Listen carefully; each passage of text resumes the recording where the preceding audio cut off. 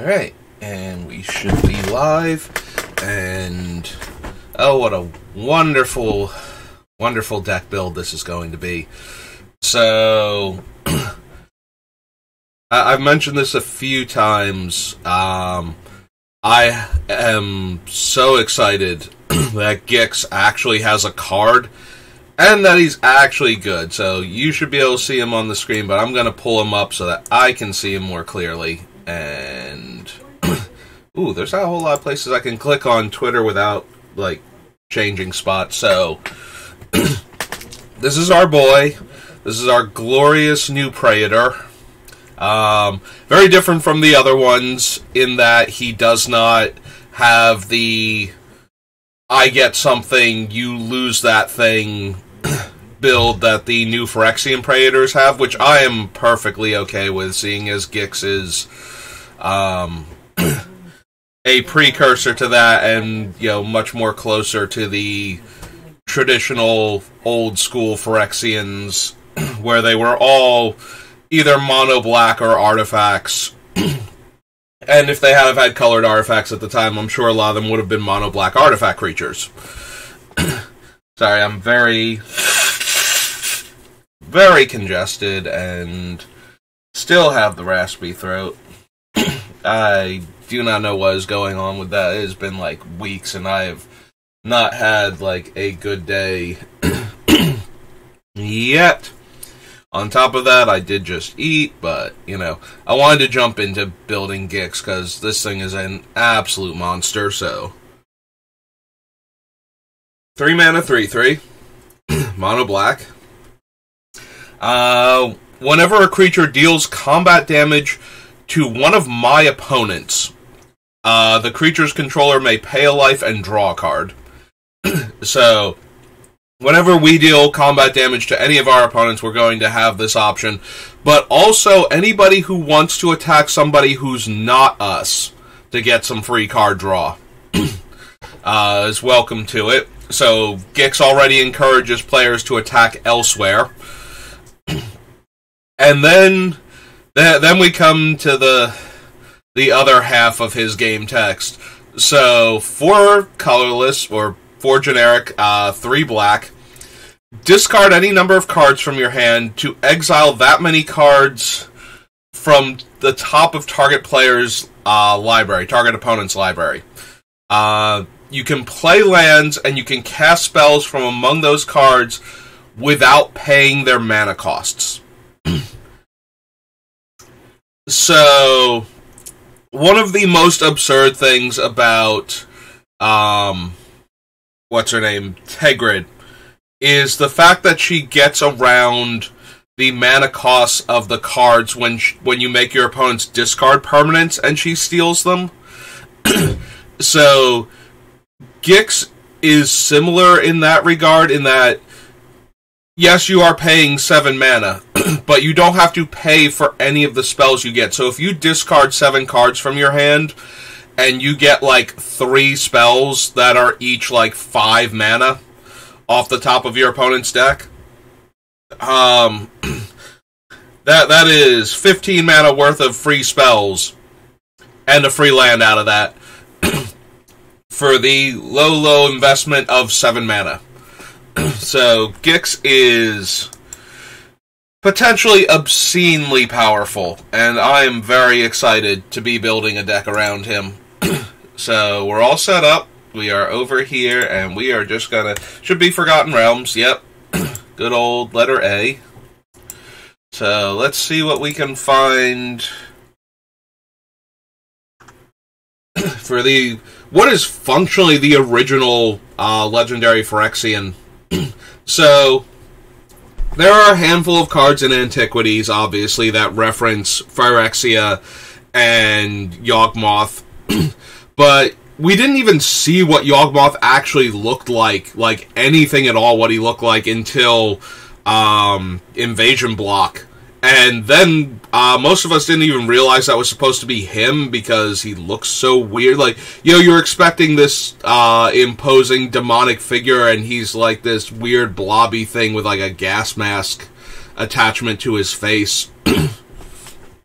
Because Yawgmoth is so machine heavy and used to be human that his actual form is kind of weird and a little bit underwhelming. Like, power level wise, he always kind of hit really hard in the storyline, but his actual physical appearance does not look at all intimidating. When we get to one of the cards that has him on it, because he's on a couple of black cards from Invasion Block, I'll point him out, but yeah, so Gix was our first actual, like, this is what a Phyrexian is. Because up until that point, we had, you know, like, Gate to Phyrexia, Phyrexian Gremlins. It's just like, it's a world, it's a machine hell where artifacts go to die. Felt like, not like where they are the rulers of the plane. Yawgmoth Demon, unless you sacked an artifact to it, it couldn't, like, you had defeated an artifact every turn, or it became tapped and dealt 2 damage to you instead of being your 6/6, I think, first strike? Something like that for 6 mana. So, yeah, most of the original Phyrexian cards were not super intimidating, and only a couple of them even had decent stats, so. But then we got, well, we had Gix in the storyline, and we got a bunch of cards that reference him, including Priest of Gix, which did some silly things. It had to be power level errated along with all of the other ones, so that way you had to cast them from your hand to get the 3 black mana. We got the Ring of Gix, which was a Icy Manipulator variant that cost less mana but had Echo, so you had to pay the Echo cost the first time, which was a really hyped artifact, but then, you know, among the casual crowds, but then didn't really do anything and was horribly overshadowed by the way more powerful artifacts in the set, and in the block in general. Claws of Gix, which is a card I used a bunch when it first came out, and then tried to use again in Standard when it got reprinted in Time Spiral. I actually tried to do a thing with fairies manipulating Mistbind Click. You know, you counter something with Spell Stutter Sprite, you Mistbind Click the Spell Stutter Sprite out, and tap all your opponent's lands to get the pseudo Time Walk effect, and then sacrifice the Mistbind Click to the Claws of Gix to get the Spell Stutter Sprite back in time to counter spells. Or if I could, my ideal would have been to stack Mistbind Clicks underneath each other. So that way I could sack the Mistbind Click I had to get the one underneath it back and exile a different fairy and get the Mistbind Click. Yeah, that was my goal. My goal was to take what was already dumb about fairies and just run it into the ground. Not the best deck, but certainly a lot of fun when it was doing its thing, so back when I actually cared about Standard. So yeah, I am excited for Gix to actually have a card. Every time, when they used to do, like, just random creatures from across the multiverse, and we would get, like, in the commander sets, and we would get, like, you know, occasionally just like, oh, here's Feldon, by the way. Or, you know, here's Zansha. And we would get, like, other characters, too, that were mentioned but never got cards from not Antiquities, but from not Urza Saga block. We would, like, you know, I would hope that we would get a Gix card and that it would be really good. And then we never did. And then we did Commander Legends, and I was like, I really hope we get a Gix card, and we didn't. I mean, I'm glad that we waited this long if this is the card we're going to get, because I would have been way, way more disappointed if we had gotten a Gix card, and he was like one of the uncommon filler legends from Commander Legends. You know, just take, oh god, what's the one that lets you sacrifice, 3 artifacts and or creatures to do a thing? I'm blanking on his name and his exact effect. But yeah, that guy. Just make him Gix instead, and I would have been, like, so sad inside. So I'm really glad that Gix got an actual, real, like, potentially really dumb Magic card. So that way we can build around him, and we're going to have a really fun deck. I did just build Braids. If I had known we were getting Gix, I would have just built around Gix, although they're going to be completely different builds. Despite both of them being mono black, Gix isn't going to go anywhere near stacks type effects. That's not going to be his deal. I mean, maybe he will, but he's not going to be built around stacks. He's definitely going to be built around hitting the opponent, gaining life, drawing cards, and being able to activate that 7 mana ability. Like, that is my goal, is to hit that 7 mana ability. Alright, all of that being said, I can't imagine we're going to care about going through the dungeons with Acererak, so... And Asmodeus is kind of detrimental, like, we have to pay the life to draw the card, but then the card gets exiled instead. But we do have to pay the life in order to be able to draw the card, and then we have to pay more life to put the cards that were exiled by him into our hand, so yeah.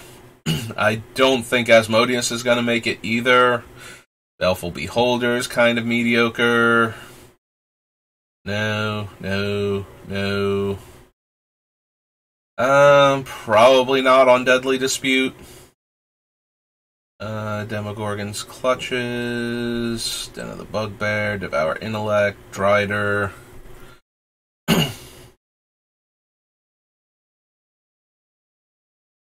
See, gain a life, scry 1, treasure, or make a creature unable to attack. Scry 2. Top 2 cards and can play them. Make 2 skeletons. Scry 3. Draw 3, and reveal them. You may cast one without paying its mana cost. So, all kind of mediocre. Ebon Death. Ebon Death is a large, recursive, evasive threat. I don't know that he's going to make it, but we are at the beginning. Alright. I don't do the full set name, so need to go to Forgotten Realms. Like, this is always going to be the downside of starting with something like the Forgotten Realms, is that there's a lot of cards in here that are kind of parasitic in that they work with a mechanic that doesn't show up in the other sets. Like, only Baldur's Gate really has anything that would benefit from Venture into the Dungeon. And of course the Commander set that goes with it, and most of the dice rolling is also there, with a little bit in Infinity now. So we're going to see a lot of cards that just don't work with anything else in Magic right now. So that's kind of a problem. So I pick cards, and we have no context right now. All I know is that I want to draw cards, gain life, and have lots of creatures that I can hit opponents with, so we can draw more cards. So that way, and we need some big mana cards too, so that way we can activate Gix consistently for his 7 ability.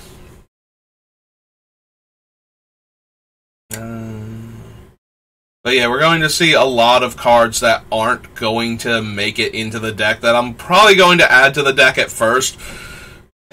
The more cards we add, the easier it is to see what cards I don't need to bother adding later on. So, Adventures in the Forgotten Realms always has a chance to get like a handful of cards in there that legit aren't going to make it into the deck. Like, we put a bunch of dice rolling things in because of the dwarf that dealt 1 damage when you rolled a die in Gearsenstarn, because, it dealt 1 damage whenever you rolled dice, and there were going to be other, like, 2 other things we could look at, or 3 other things we could look at that would have dice rolling in them, so, are we going to actually roll this many dice? And the answer was, no, we weren't.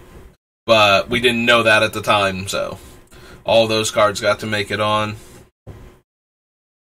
Like, Forsworn Paladin is a 1-drop that can make treasure, to ramp us towards doing the 7 mana thing with Gix, but are we actually going to run her? There's a part of me that says no, we're not, but it's too early, and I don't know what our deck is going to look like yet, so... One of these days I might start on a different set where I think we'll get more stuff towards the deck and then kind of like continue on alphabetically from that one. Oh, excuse me. Don't think we care about Grim Bounty as a sorcery. Don't want that guy. Where X is the number of cards in our hand. I think we have to equip this with mana because I'm trying to get 1 billion cards in our hand. But maybe I like this.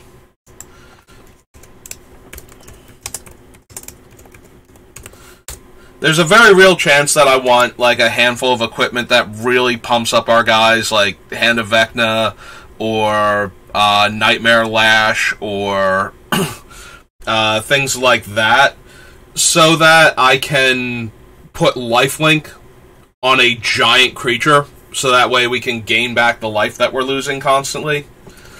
Don't care about any of these. I probably don't care about Hive of the Eye Tyrant either. This is another thing, like, manlands are a thing that I at least consider. But at the end of the day, I have to have room for them in the mana base. So I'm going to add it to the list because, you know, it's early. Also, a little Graveyard Hate is... wow, just choking to death here. A little Graveyard Hate is never a bad thing. Horde Robber. Do I care? If it deals combat damage to a player, I get a treasure. Also, if it deals combat damage to a player with Gix out, I get to draw a card, which... This is another card where I'm going to add it, and then later on we're going to get to the deck building. I'm going to be like, this was never going to make it. Why did I even bother? But, if we can make it evasive and we can make treasure with it... See, I don't know if we're going to actually have a bunch of evasive threats in order to get through to draw the cards, or if we're just going to overwhelm the opponent with, like, giant things with, like, trample and whatnot.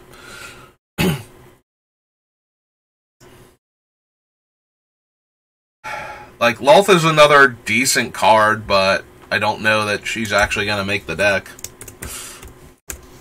We'll add her. I do like Lolth a lot. With her ability to draw cards and make infinite 2/1s. Scry, make a goblin, make a treasure, 1/1 counter, opponent loses 1 life, we gain 1 life, -4 power, and draw a card. Like, this is okay, but I don't know that we're going to have enough stuff that gets us into the dungeon and through the dungeon that I would ever care about this. We can do better than Power Word Kill.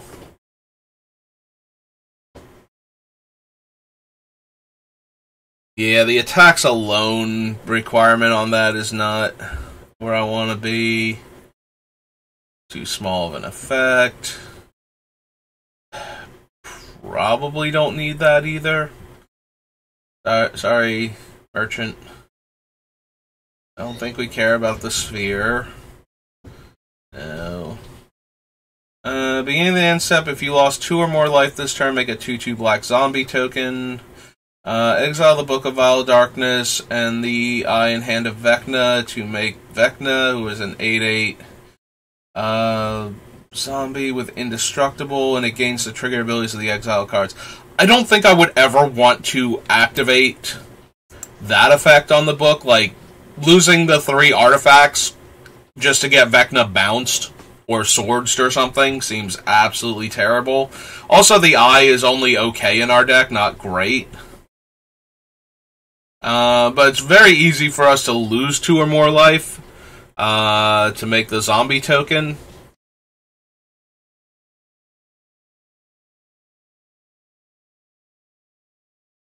And the zombie token is another creature. Also, it has 3 black pips, which I'm thinking Grey Merchant of Asphodel.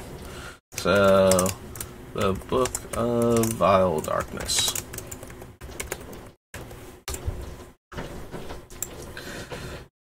Probably not, but maybe.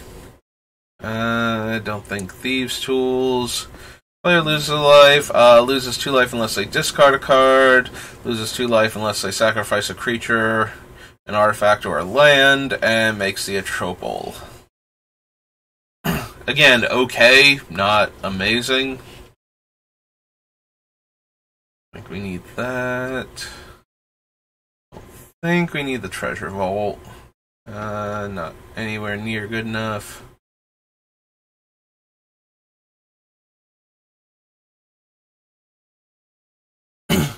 Would we want Warlock class? It eventually becomes a wound reflection, but only for our turns. I can see it being okay. I don't know that it's going to make it into, like, so many things that I'm looking at right now. I don't know that they're going to make it into the deck. Like, see, we got a handful, but not anything too amazing as far as actually entering the dungeon and exploring it.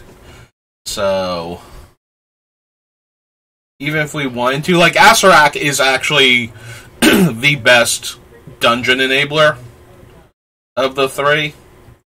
So, or, sorry, I'm thinking of the 3 dungeons. He's the best dungeon enabler, but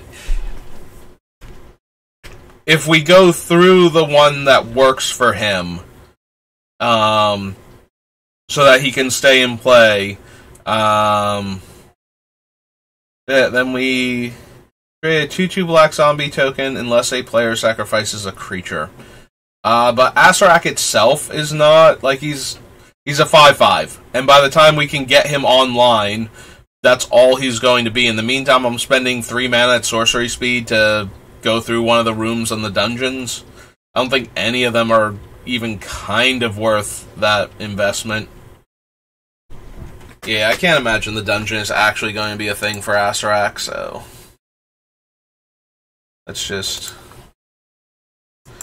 Or that Acererak is going to be a thing in the deck because of that. So now we do the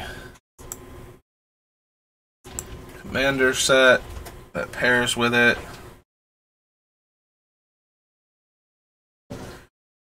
Signet. Bag of Devouring. Sacrifice another non-token creature. Artifact or creature. Exile it. Sacrifice another artifact or creature. Draw a card. Roll a d10. Return up to X cards from among them to their owner's hand, where X is the result.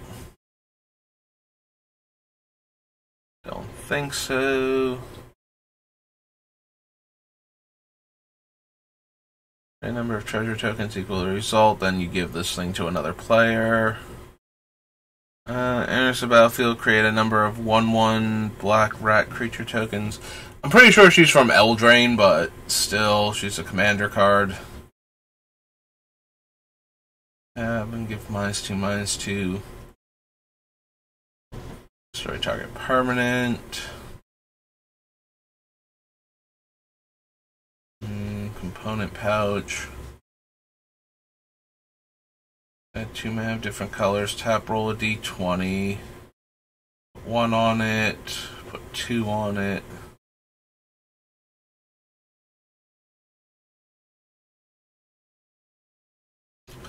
Each player sacrifices a non-token creature. Roll a d20. Add the toughness of the creatures. Return a creature card put into a graveyard this way to the battlefield under my control. Return 2 cards put into the graveyard. No, I don't think so. Death Tyrant. Whenever an attacking creature I control or a blocking creature an opponent controls dies, I get a 2/2 black zombie token. And 6 mana, return it from the graveyard to the battlefield tapped. There's a 5 mana 4/6 menace.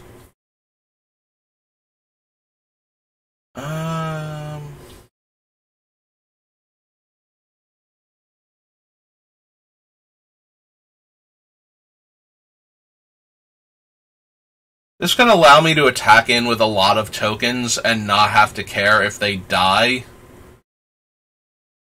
because I'll just get new tokens back, and then all the ones that get through, I get to draw cards. And I think I'm okay with that. We probably will find other stuff that's better. Also, if we discard this thing to, like, activate Gix or something, we can bring it back. You know, once we've discarded our hand and cast all of our opponent's spells for free, if we need to do more stuff, this is a thing that we can spend a bunch of mana on when we don't have anything better to do after that. Until we get enough cards in our hand that we can start, you know, activating Gix again. It comes into play, tap, add colorless. Roll a d6 and it becomes that power and toughness with flying, and when it attacks another target attacking creature gains flying until end of turn. Meh.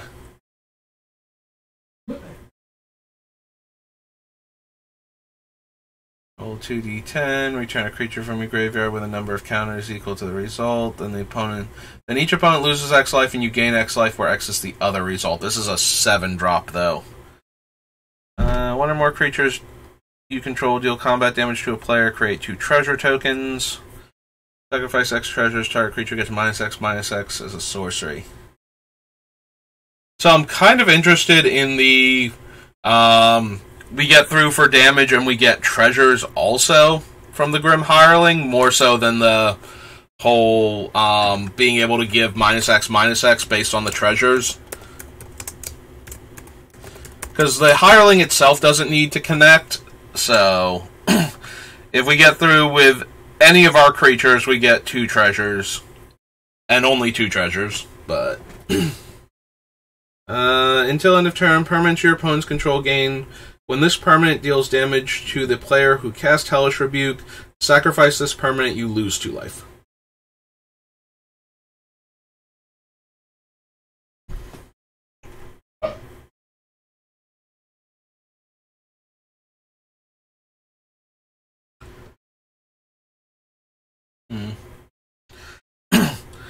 Whenever a creature card is put into opponent's graveyard from anywhere, you may pay life equal to its mana value. If you do, put it onto the battlefield under my control. It's a warlock. If a warlock you control would die, exile it instead. It's a 7-mana 6/6.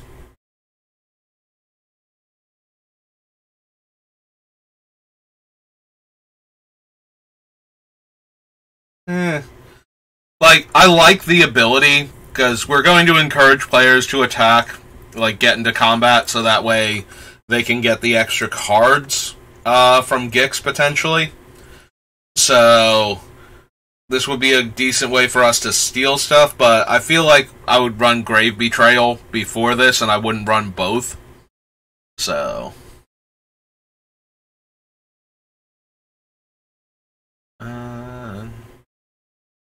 Slumlord... Quit tempting me to build, like, mono black rats with your... Hey, they all have Death Touch and Menace. That'll get them through for damage on the opponents, so that way I can draw a bunch of cards.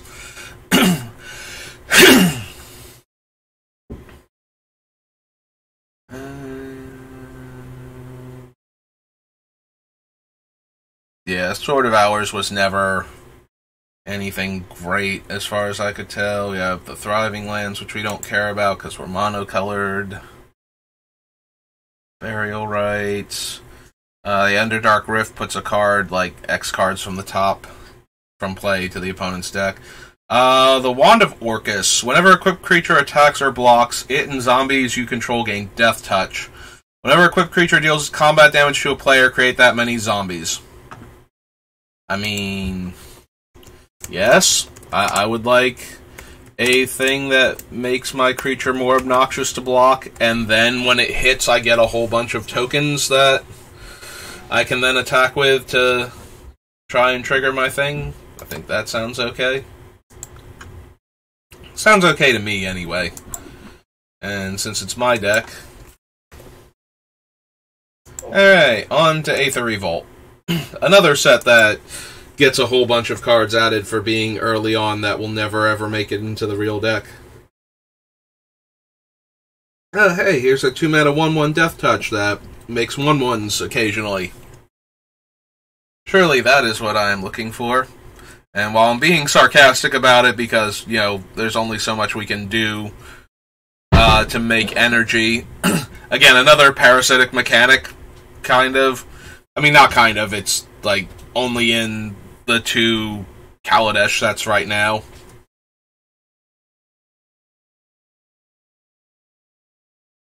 And the problem is that energy is so powerful that even if we got more energy cards, they might not even be good.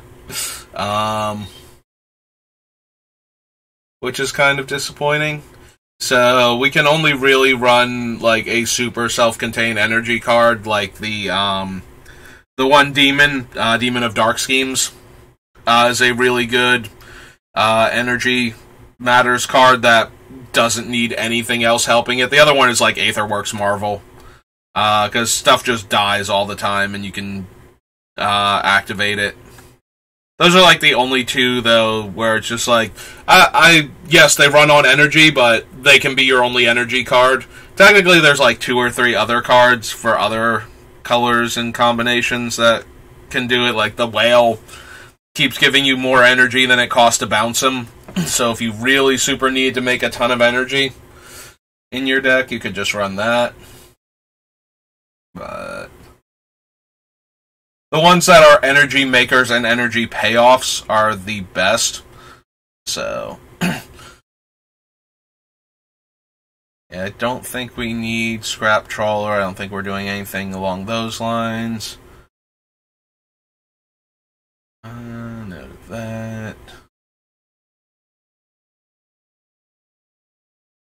Don't really need Walking Ballista in this deck. I don't think we need Yahenni or their expertise. That was Aether Revolt. We can't get anything from Alara Reborn, right? This is the this is the multicolor only set. I believe that's true. Yeah, okay. I was blanking for a second, but yeah, it's Shards of Alara, Conflux, Alara Reborn. Don't need the Alchemy, Baldur's Gate. On to Alliances. Alright, Alliances, what mono black card that I'm forgetting about, even after doing Braids? What card have I forgotten about that is just gonna go right into this deck and be amazing? Don't keep me in suspense now. Looks at the top 3 cards of their library and puts one of them on the top of their library. Remove the other 2 from the game. Nope. Can't run that. Put into a graveyard, draw 3 cards. Choose and discard one of those cards. Nope. During your upkeep, Disease Vermin deals 1 damage to a single target opponent. It has previously damaged for each infection counter on it. If Disease Vermin damages a player in combat, put an infection counter on it.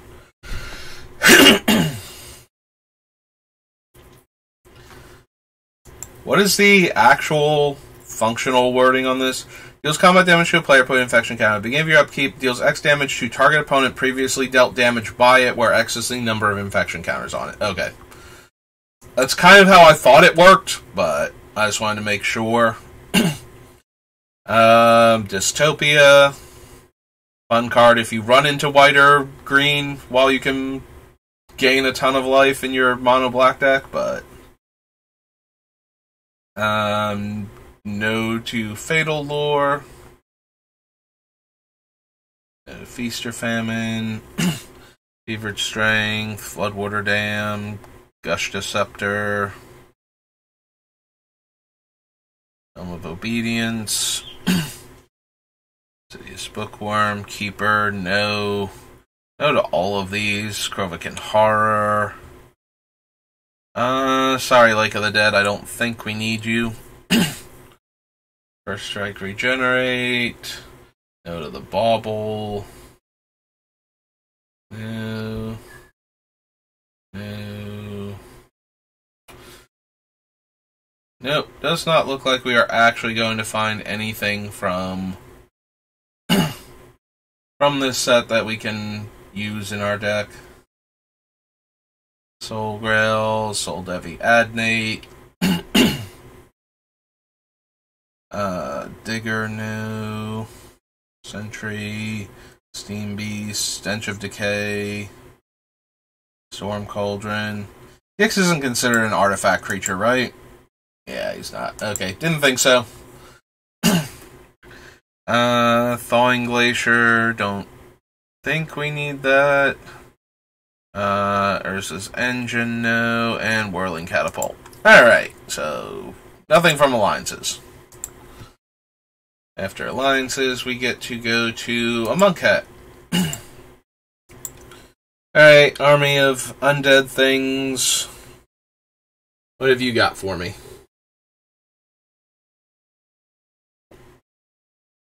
Whenever you cycle or discard a card, put a -1/-1 counter on each creature your opponents control. Well, what was that, Gix? How many cards can I discard? All of them? Okay, cool. Alright, so...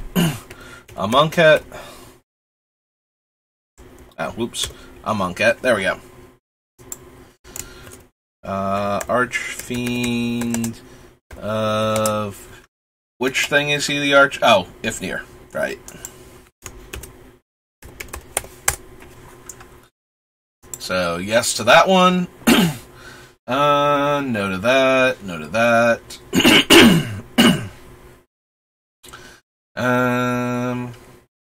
Opponent loses 1 life and you gain 1 life. I can do better than that. Whenever you cast a creature spell, each opponent loses 1 life and you gain 1 life. And my black spells are cheaper. That one I might actually be interested in. Bantu's Monument.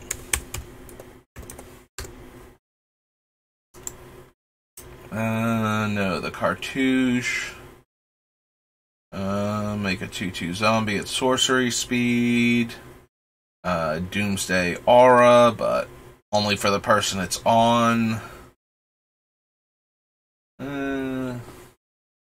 Gain 2 life only if you control Liliana. And it's a 3-mana thing, it's 4 to activate? I don't think so. Dies into a 2/2. Comes back if we have no cards in hand, but, you know. We're going to have no cards in hand at times. Okay, 1, each opponent loses 2 life and you gain 2 life. With the 7 mana to activate him, I don't know how much other cycling/discarding we are reasonably going to do, so I don't know that Faith of the Devoted is actually a thing we want. This is one of those ones that, again, I'm going to add it, and then by the time we get through, I'm going to realize I don't actually have enough things for this card. Dies, you may put a -1/-1 counter on target creature. Dies, you gain 1 life. Whenever a non-token creature I control dies, then I may draw a card. If I do, discard a card. And activate only if there are 6 or more creature cards in your graveyard. I don't think so.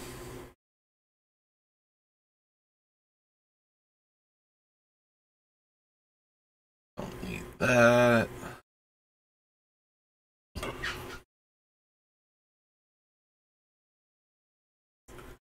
It's +2/+1. Don't think so. No.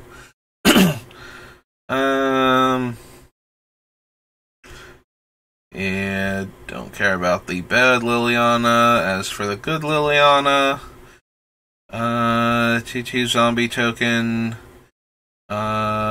mill 2 cards, turn a creature card from your graveyard to the battlefield. That creature is a zombie, and -7 destroy all non-zombies.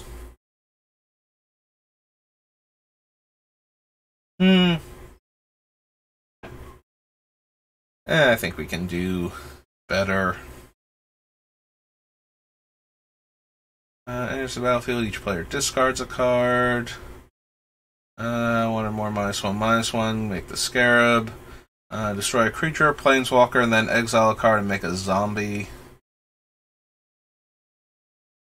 As a Token Maker to get more creatures through. I could see Oketra's Monument being good. We're probably not going to run it, though. We'll probably have better options.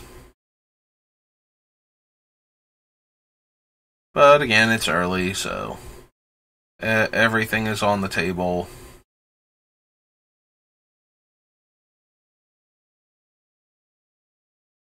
Nope. Can't run those. Not gonna bother with that. Return to your hand all cards in your graveyard that you cycled or discard this turn. Probably not, but I'm amused at the idea, so. Shadow of the Grave. Sheltered Thicket, Soul Stinger, no. Agony, no. Stir the Sands, no. Loses 2 life, meh. Beginning of your end step, each opponent loses life equal to the number of tapped creatures you control. Well, I do want to keep turning my dudes sideways, so.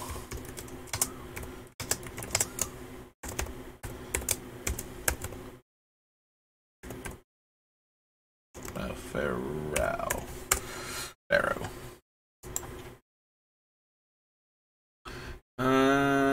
Whenever a creature enters the battlefield under enchantment player's control, that player loses a life and I gain a life. Meh. Creature, no. Discard 2 cards. 2 creature cards from the graveyard. No to all of those. Okay. That was a Monkhat. Antiquities.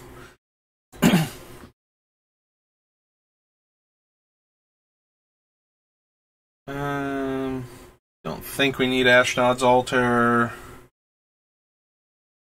Candelabra.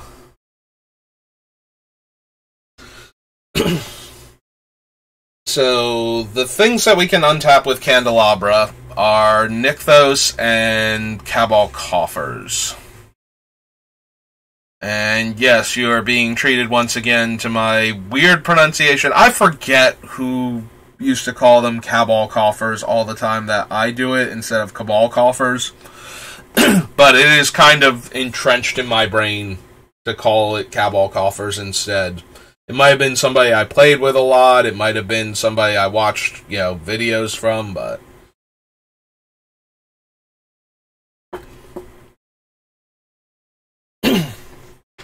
Yeah, I don't know that those two are good enough to merit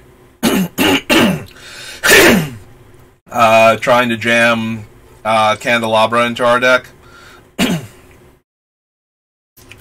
Even with as much mana as that could make for us. Let's see. We can probably add the gate, just as a thing. Also, it's very flavorful.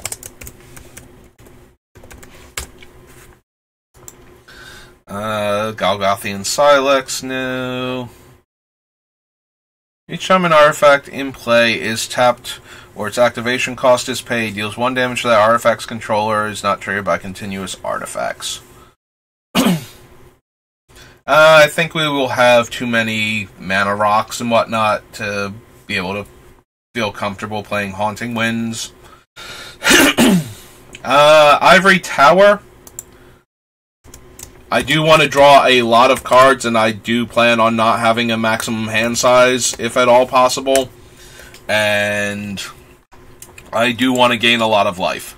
So, I think we will include Ivory Tower. I don't think we have enough artifacts, necessarily. If we do, I'll come back and add Workshop, if I feel like we have enough artifacts. That having a workshop will get us to our things faster, but we're not specifically an Artifacts Matters deck, so. Yeah, we'll go ahead and add in Strip Mine. I haven't been adding in Strip Mine and Wasteland to some of my other decks, and thinking about it, I probably should have had at least, Strip Mine in one like, for example, the Gearson deck probably should have had a strip mine in it. I don't remember if I didn't have one. I should have had one in Braids just because of her deck build. Like, she should have been running strip mine in Wasteland, but yeah, I'm scrolling through things a little too quickly. But artifact goes to the graveyard. Note of that. Note of these. Don't need the Mine Tower and Power Plant. Yawgmoth Demon, no. Oh, it's flying and first strike for 6 mana. But it needs to eat one of your artifacts every turn. Alright, so that was Antiquities. Now we're on Apocalypse, which shouldn't have anything for us. I mean, there'll be... Oh no, I'm sorry. We'll have Phyrexian Arena. Never mind. Phyrexian Arena is almost definitely making it in. Deadbringers, no. Can't run Angel. Go to all of these. Those cards. No, can't run any of them. But yeah, there's our Phyrexian Arena. So, Apocalypse.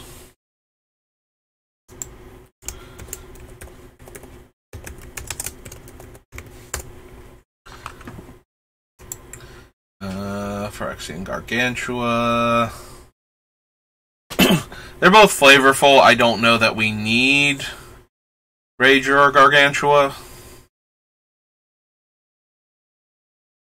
I think we're drawing enough cards. Okay, so that's Yawgmoth right there. This is what he looks like. In case you were wondering.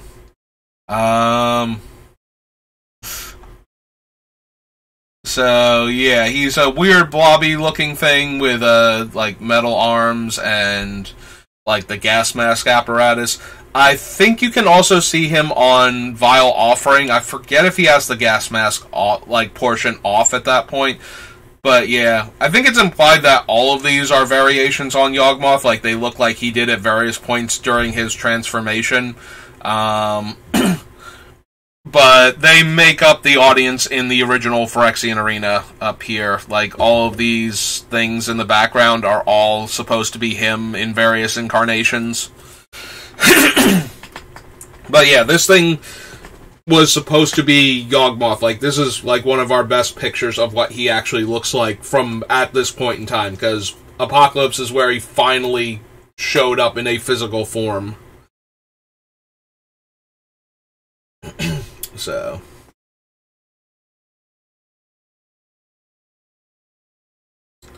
Suppress, no. Uprising, no. And Zombie Boa. Alright, so that was Apocalypse. After Apocalypse is Arabian Nights. Which, again, I don't think we're getting anything from here. No to the Lamp, no to the Ring. Not gonna bother with Bazaar. Bottle, Brass Man. No.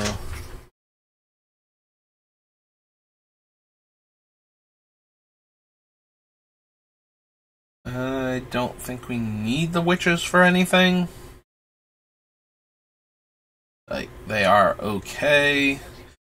Yeah, they're a lot more okay in Commander, where you and the opponent can both gang up on somebody else, or, you know, like, nothing is forcing an opponent to choose your stuff, other than common sense if you happen to have something with 1 toughness that's really problematic. That being said, I don't think we need them for anything. I don't have enough artifacts for Guardian Beast to matter. Bunch of what were reasonably sized creatures with drawbacks in things like Hazoran Ogress and Urgrators, but nowadays they're just barely okay. Similarly, the Janna Nefrit trying to absorb 2 of your black mana to have a 3 mana 3/3 flyer. Juzam. Yeah, all okay statted things. We could wind up running the Oubliette as a removal spell. Yeah, for all the same reasons we almost ran Oubliette in Braids, it can wind up in this version, in this deck too. Making things O2s not super powerful. And then the Devils.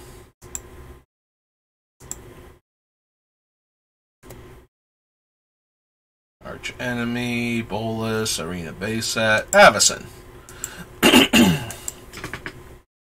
Alright, Avacyn, what you got for my mono black deck? Besides in only having one creature matters sub-theme in my deck that wants to go wide.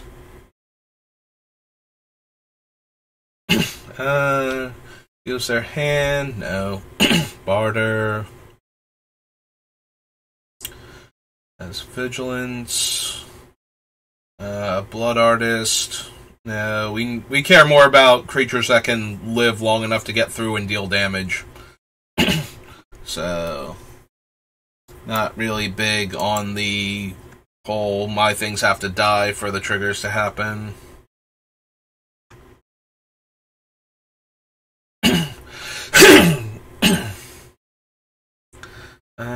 If I have exactly one creature, I get the demon.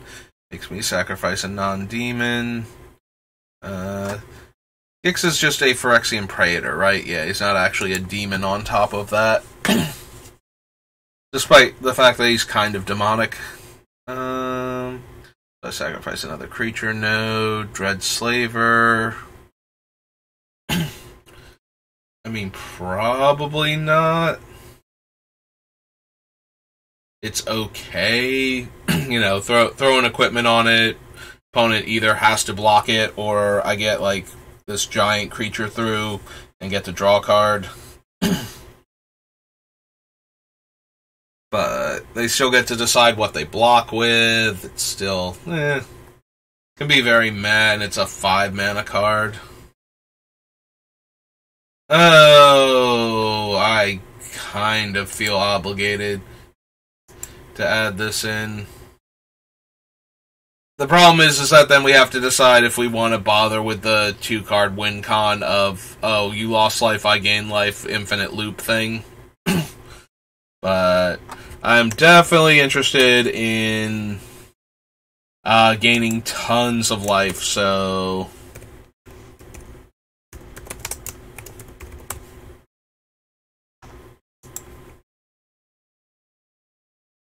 although we might wind up cutting it and putting in the other things that make the opponent lose life when we gain life. I hate running, like, this card and the other ones that are the other end of the spectrum, because it just feels like such a cheap shot way to win. Like, unless that's going to be the purpose of my deck is to assemble this combo, I kind of don't want to bother with it.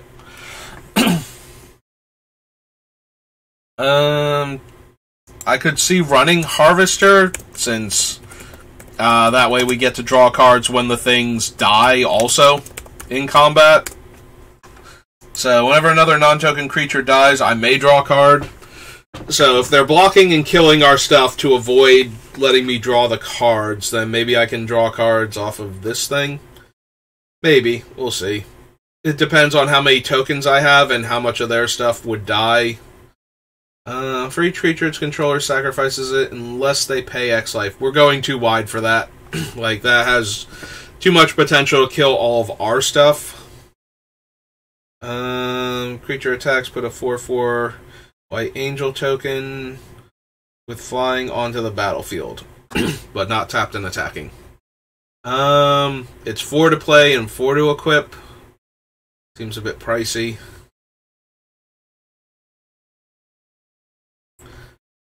Atlas.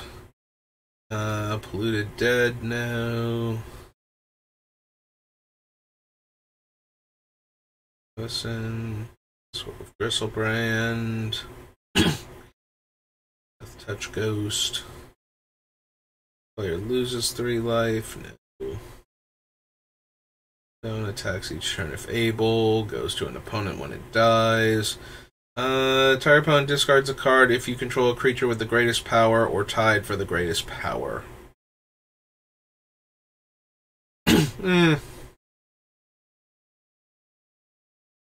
And chain creature dies. Return that card to the battlefield under your control.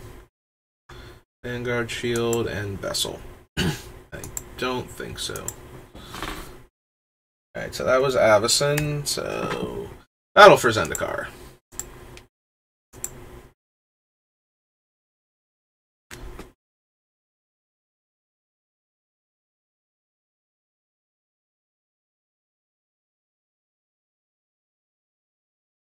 Think so. Go to Altar's Reap. Bane of Balaged. And Balaged is one of those cards that every time I see him, I'm kind of like, I mean, he gets some sort of card advantage from attacking against the one player you're attacking against. Like, they always lose 2 things. Even if he doesn't get through. But then he's like a 7 mana creature, and it's kind of like, I don't know that I care enough to want to do anything with him.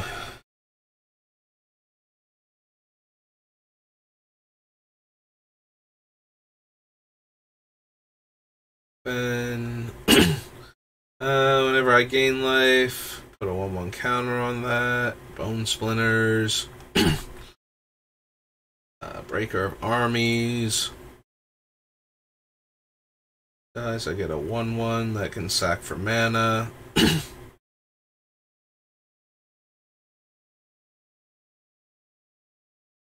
First creature spell I cast each turn costs 2 less. I don't know how many, like, big, high casting cost creatures we're going to be running, though, so I don't think I care about the Conduit. No. Yeah, see, this is one of the ones already that goes with the Exquisite Blood, but I don't think I want to... I don't think I want to do, like, the infinite loops with that, so... Flying, First Strike, deals combat damage to a player, put a 1/1 counter on each attacking creature I control.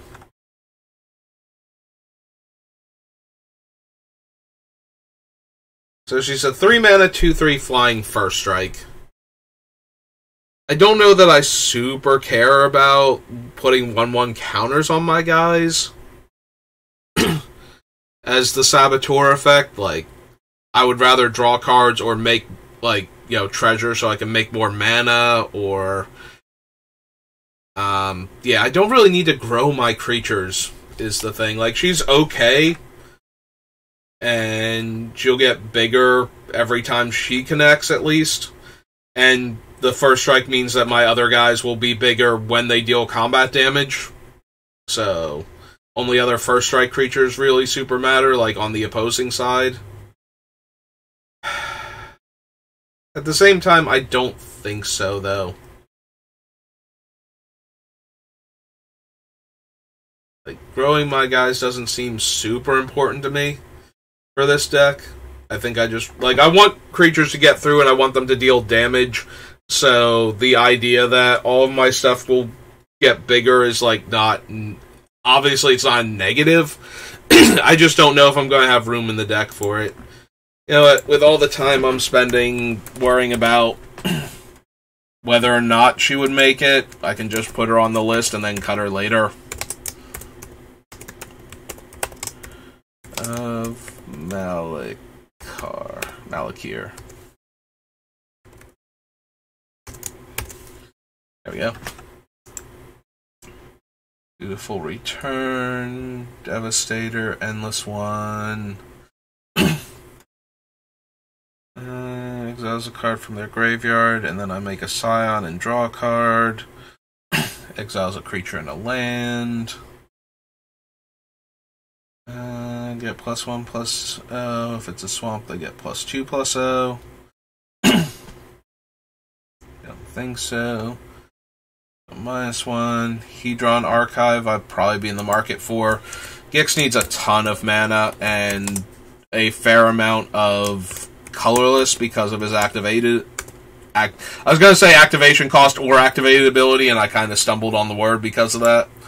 But yeah, because of his activated ability, we kind of need to have a lot of mana, like, and colorless is fine because of that, so.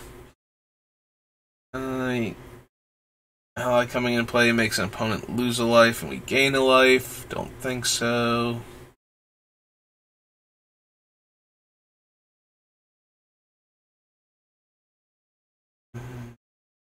Gain life, this gains Death Touch.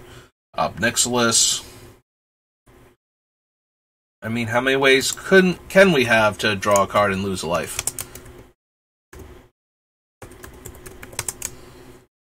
Oops. Reignited.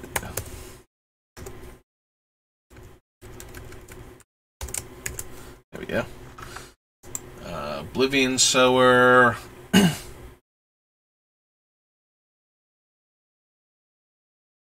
Actually, real quick, Gix exiles the cards, right, from the top of the opponent's library. So technically, what was the one up here? Is Blight Herder, which makes 3 1/1s, right? Yeah, 3 1/1s. Probably still not good enough at 5 mana, but maybe I have some interest in the Oblivion Sower as a way to steal my opponent's lands. Oblivion Sower. Painful Truths, no. Arrows, no. Pilgrim's Eye, no. Landfall. 1+0 and indestructible, or each opponent loses a life and we gain a life.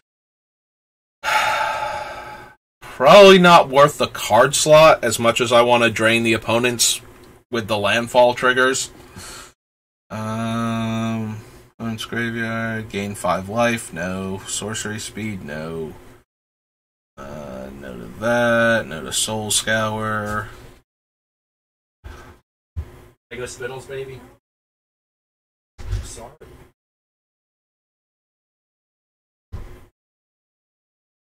Void, Ingest, and Pump, no. Falling Bed, no. Titan's Presence, no. Ulamog. Well, if we're running a whole bunch of ramp for the activation on Gix anyway, might as well consider Ulamog Ceaseless Hunger. I spelled Ceaseless wrong, because... there's an E missing there. Okay. Despoiler... no. Vampiric Rites, no. Void Winnower, don't care about. Put a card opponent controls from exile into their graveyard. Gives -3/-3. Nah. And Zulaport Cutthroat.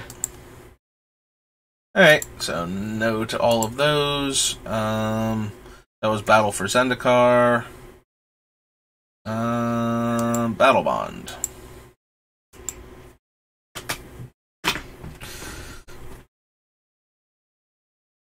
Opponents can't gain life. At the beginning, opponent loses life. Maybe this is the deck for Archfiend of Despair. Like, them not being able to gain the life.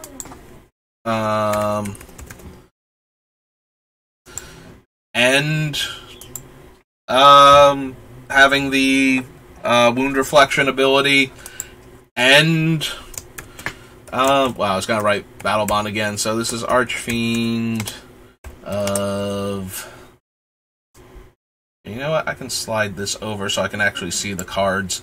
Now that I don't need the extra space for the edit thing for when I'm doing this.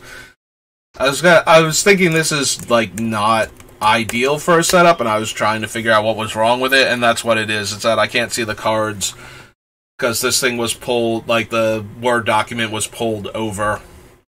So, Archfiend of Despair, so can't gain life, and it has the wound reflection game text. So Gix is optional. Its controller may pay 1 life. If they do, they draw a card. So we're not going to get them in that regard with Gix, but if they need to draw, then they have to attack other players. So they'll be losing extra life, and those players will be taking, our other opponents will be taking damage. And if they don't need to draw cards and they have to attack us, it's a 6/6 flying demon. So we've got that going for us at least. If nothing else. Oh, oops. Sorry, for some reason I thought I was on him specifically. I got so caught up in the whole thing. So, when Captain attacks, attacking warriors get +1/+1.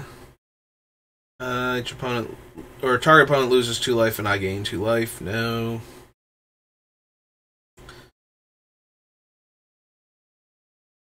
No, the fan favorite. Destroy target creature with power X or less. No.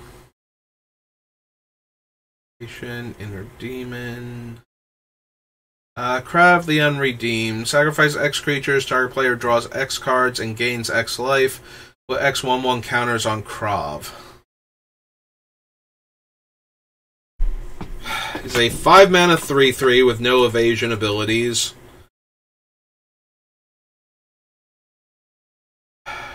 Yeah, I can't imagine. The only good thing to him is that we can sacrifice creatures that are going to die anyway for, spend a black mana, sacrifice the 1 creature that's going to die, and gain a life, draw a card, and put a counter on him. That's all fine.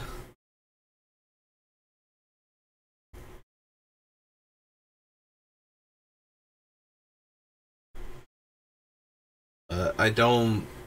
He seems okay at best.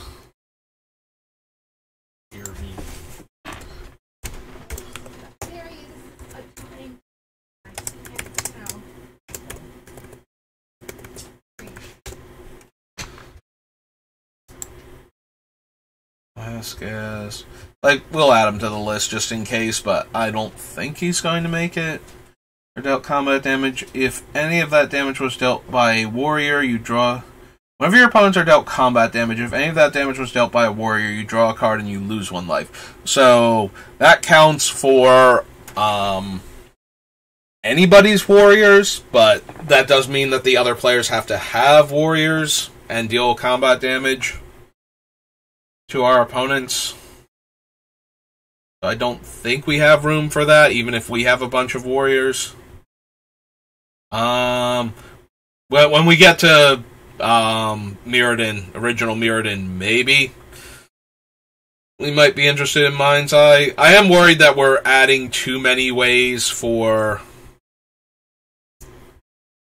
I'm looking at Nirkana Revenant, I'm suddenly going back to the Candelabra of Tawnos, thinking that, we're only going to have 2 lands that are going to be able to produce enough mana for, yeah.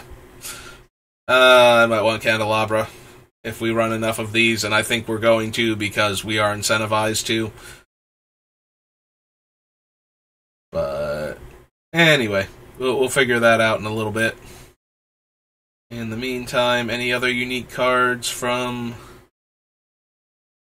Battle Bond. The Sentinel Tower. Controls another warrior. It's a 4/3. Slum Reaper. Death Touch. Creature with a 1/1 counter on attacks. Opponent's creature gain. It's one of your opponents that creature gains Death Touch. Next time you would lose the game this turn, instead draw 7 cards and your life total becomes 1 and exile Stunning Reversal. Always an amusing card, but I think not. Another warrior enters the battlefield under your team's control. Target opponent loses 1 life and you gain 1 life. Again, don't think we are going to have enough warriors specifically. On the battlefield under your control, all creature cards in all graveyards that were put there from the battlefield this turn. Probably not. Although I am amused as a counter to a Wrath. like to an opponent's wrath, being able to throwing Encore and have like an army of creatures now, hopefully with Gix. Deals combat damage to a player. That player loses half their life rounded up. Yeah, if we had more ways to guarantee like that Vitris would get through, like if we were actually going to make smaller creatures evasive and get in for damage, losing half their life, but then they're not encouraged to attack like our opponents to draw cards because they lost too much life already.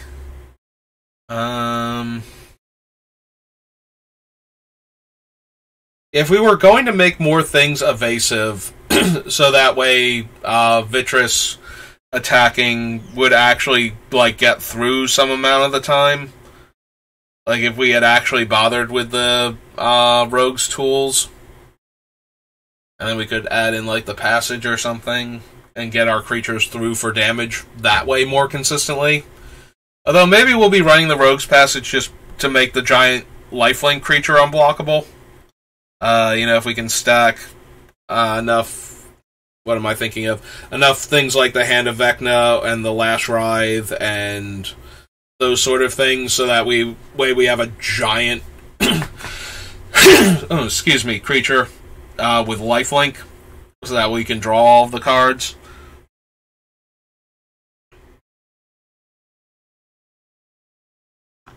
I doubt we're going to wind up running him, but maybe.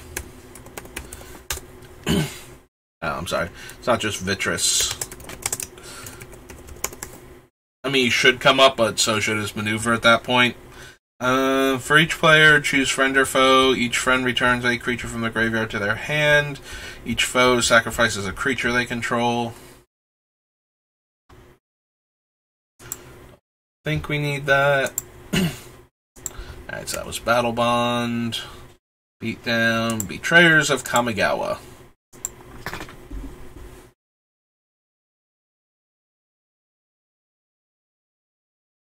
Put a key counter on it. Make a 1/1 spirit. Target player loses 1 life. No. Put a Call for Blood. The 7 mana or 6 mana 2/2. Eradicate.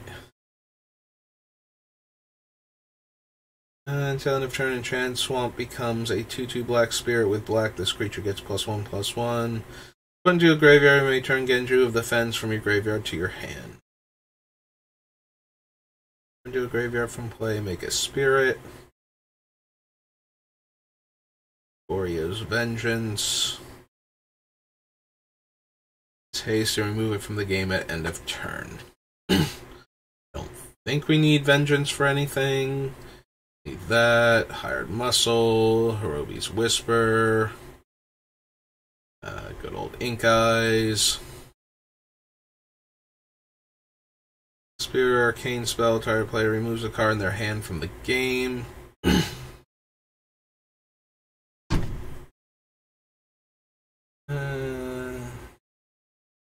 Sacrifice Mark of the Oni.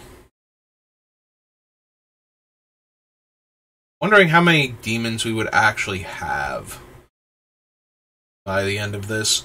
Doesn't apply. Don't think so. Deals combat damage to a creature. No. Destroy a ninja. No. This defending player sacrifices a creature.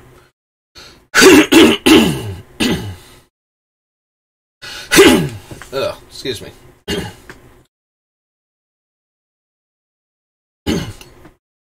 Kibu Gang Shinobi, probably not. Yeah, our creatures are already, like, Gix already incentivizes opponents to block, so ninjutsu is probably not going to be a thing in this deck. Play tapped. Removes the top card of their library from the game. You may play that card this turn. Patron. Psychic Spear.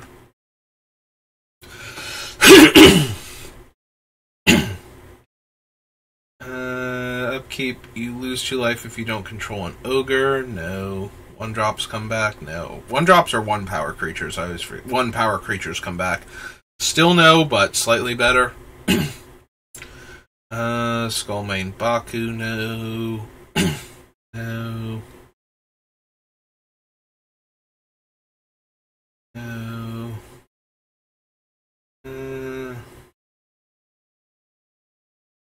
No.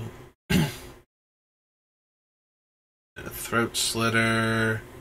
Whenever a creature an opponent controls is put into a graveyard from play, you may play target instant card in your graveyard.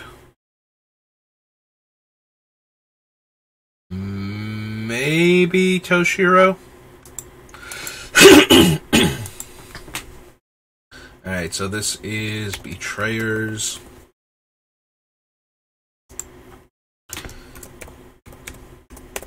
So our opponents are incentivized to block our stuff and kill it in combat. But if they're trading with it at all, then we get to flashback our instants and sorceries with Toshiro. Or is it just instant? Oh, it is specifically instant, so I cannot flashback a sorcery this way. I'm probably still going to be interested in this just for the ability to flashback our removal spells, but I don't know exactly how many I'm going to wind up running. Probably want his weapon of choice too.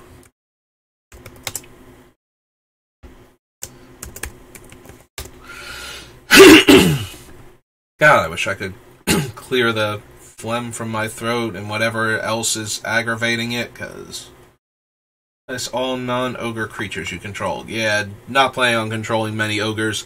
But yeah, the Jeet, or Jite, however you pronounce it, I've been calling it Jeet for forever, so... But, regardless. So, our creatures are going to get into combat one way or the other, being able to manipulate power and toughness, gain life, so that way we can pay more life. All of that seems exactly like what we want to be doing, so...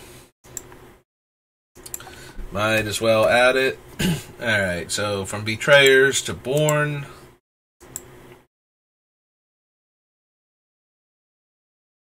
My creatures have Death Touch. My opponent's creatures lose Death Touch. If it were not a 6-mana card, like, all of our creatures having Death Touch when them getting through for damage means we get to draw cards would be, like, actually good, but...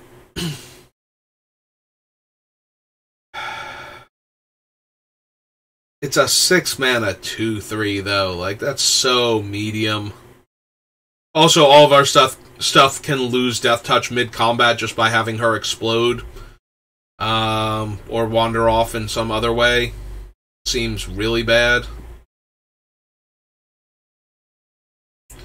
Asphyxiate, Bile Blight. Black Oak, don't think so. Champion of Stray Souls. Probably not. Loses 2 life. No. -2/-2 and scry 1.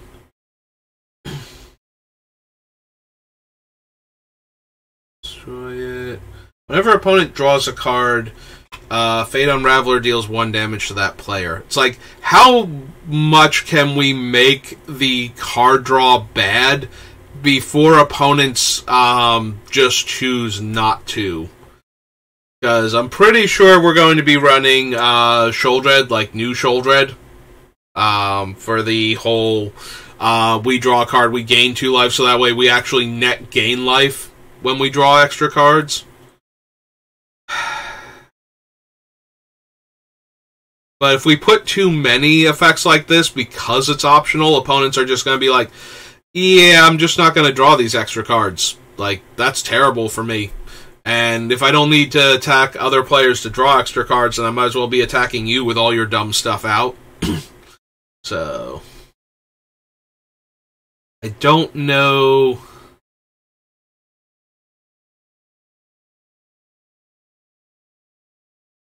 Fate Unraveler just seems like, yes, if we just have a Fate Raveler out, or if we just have an Underworld Dreams out, opponents will probably still take 2 damage to draw a card. But if they have to take like 5 damage to draw a card because we have all of these different things in play, then I don't think they're going to ever want to draw the card. I guess we add it to the list because we won't necessarily have all of the effects out at once. Oops, wrong one. There we go. Fate Unraveler.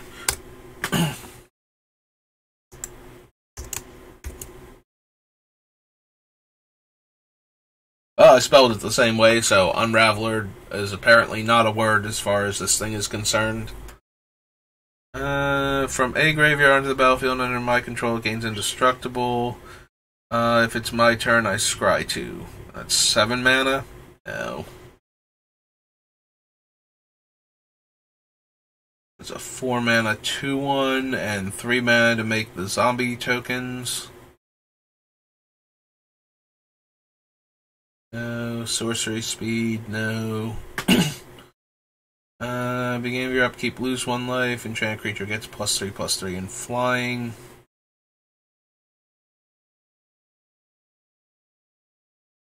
Motion to black, no. Necrobite again. +2/+1. Can't run that thing. No to this guy, because he's just worse than the other things. Each opponent loses 1 life, and I gain life equal to the life lost this way. Probably not, but I'm way more interested in the ones that I gain all of the life lost instead of life equal to the amount of life lost by any one player. So, it's still a 3 mana 1/3, and the regenerate cost is still 3 mana. Like, it's not good, but it's mildly interesting because of that. Player loses 2 life. Nope. War Chanter and Weight of the Underworld. Okay, so that was Born. Champions of Kamigawa.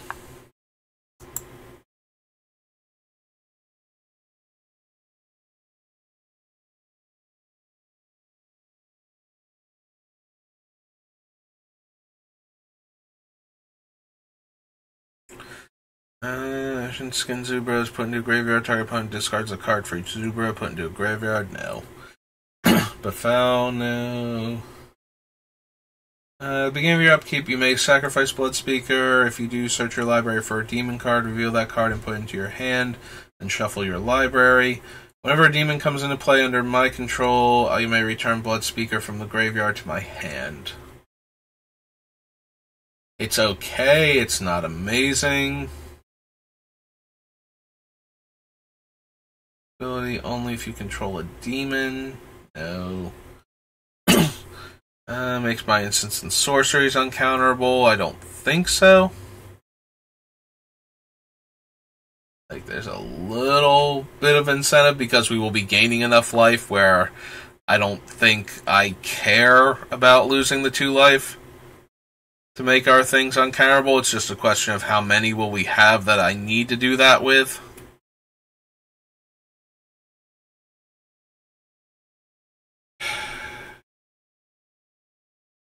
Yeah, if it were like non-creature spells, I'd be a lot more interested in it. I think we have enough. We'll have enough like good enchantment type effects that I wouldn't want to have them countered, but I think most of our instants and sorceries are going to wind up being like creature and other card type removal. So, no, the Cursed Ronin. +1/+0 and gain fear. Not for 5 mana. Is put into a graveyard from play. Each player loses 3 life. No. No. No. Go to Forbidden Orchard.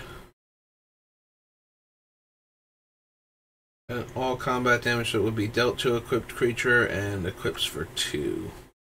4 mana to cast, 2 mana to equip, Shroud, and no combat damage. If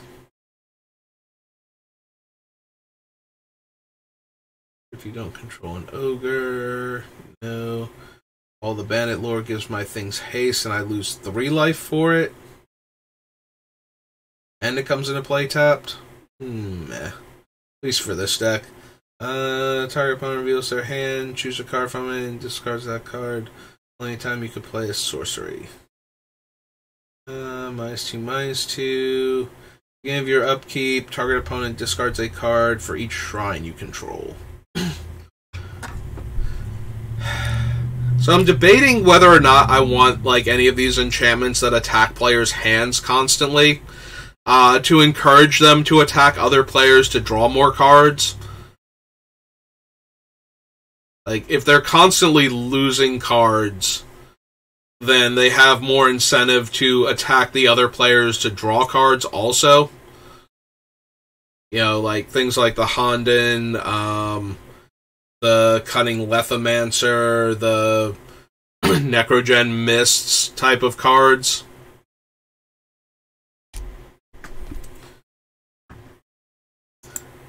And I don't know if I want those type of effects or not. I suppose I'm going to add this to the list then, and then we'll figure out if I want this sub-theme in the deck, or if we don't have enough room.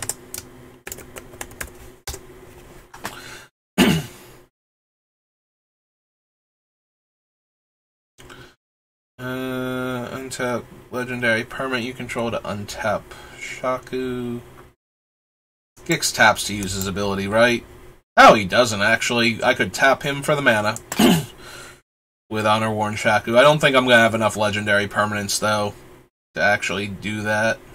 Like, to care about Honor Worn Shaku. Or the other one, for that matter, the one from Dominaria United, now that I'm thinking about it. Becomes a target spell or ability, destroy that creature. No. Can't untap more than one artifact? No. I think we want the death aspect.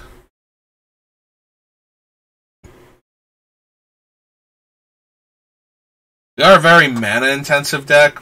I'd probably wind up cutting Journeyer's Kite, but...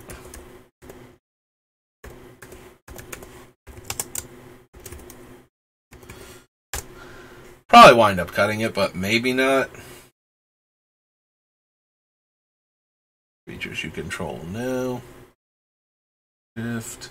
Play a Spear or Arcane spell, gains Fear, deals damage equal to itself equal to its power.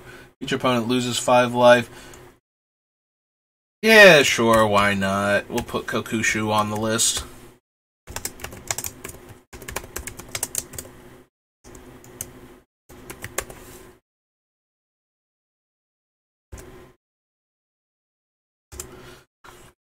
Seems perfectly reasonable.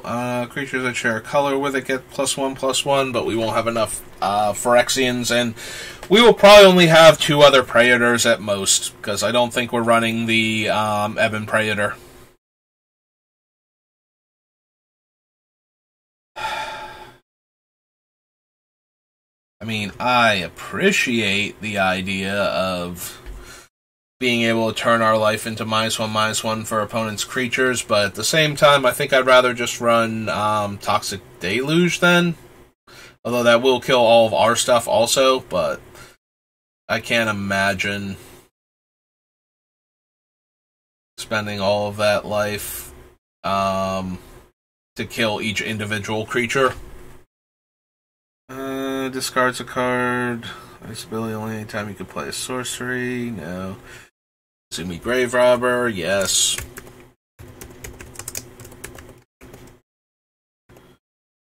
That's my favorite way to exile cards from graveyards that are getting problematic. Yes, Izumi Grave Robber.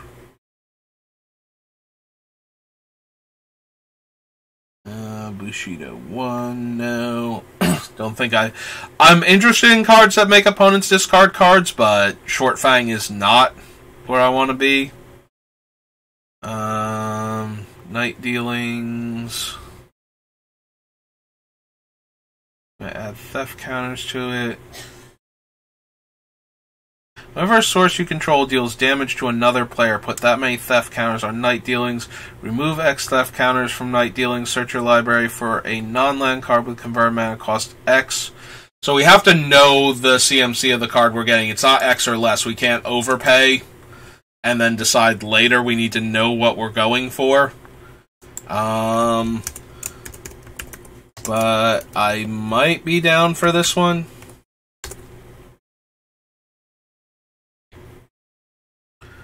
-1/-1. My Eyes Desecrator. My Outcast, no. Oathkeeper. Squad. Alright, we have to have Samurai for that one. So. +3/+3 and has Trample. Enchanted creature is a Demon Spirit.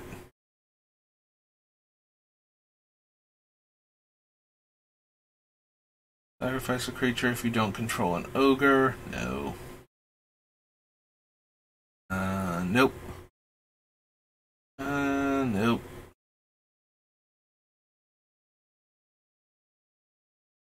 And flesh is okay. Scuttling Death. I think so. Beginning of each player's upkeep, that player loses 2 life and draws 2 cards. If this thing is not in my Mogus deck, I can't imagine it makes it into this.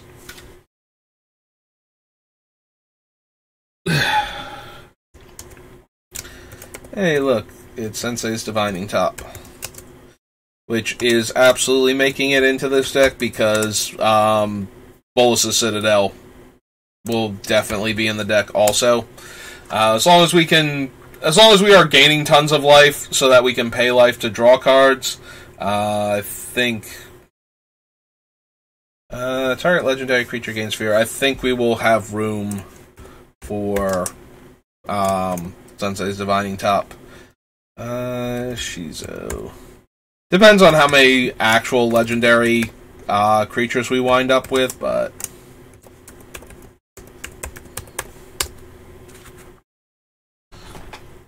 we might run Shizo because of that. You know, if we're going to put like powerful equipment onto things to try and get them through to gain tons of life and draw lots of cards, then I kind of want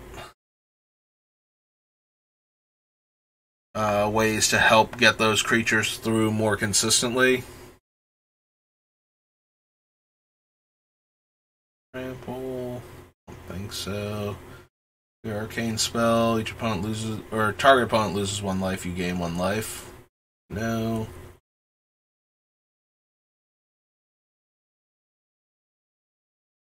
That one. Nightmare and the Wicked Akuba. Okay. That was Champions, Chronicles, 6th edition, Cold Snap. And then we're on to the Commanders. I can't run that one. Chill the Bone, no. No. Old Steel Heart, maybe.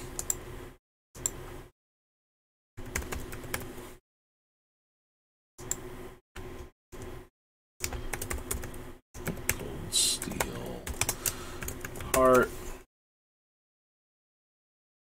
Dark Depths, probably not. Deathmark. Sight Bowl. Beast of Flesh. Frostmarsh. I have to pay half our life to get that thing back, so no. Nope.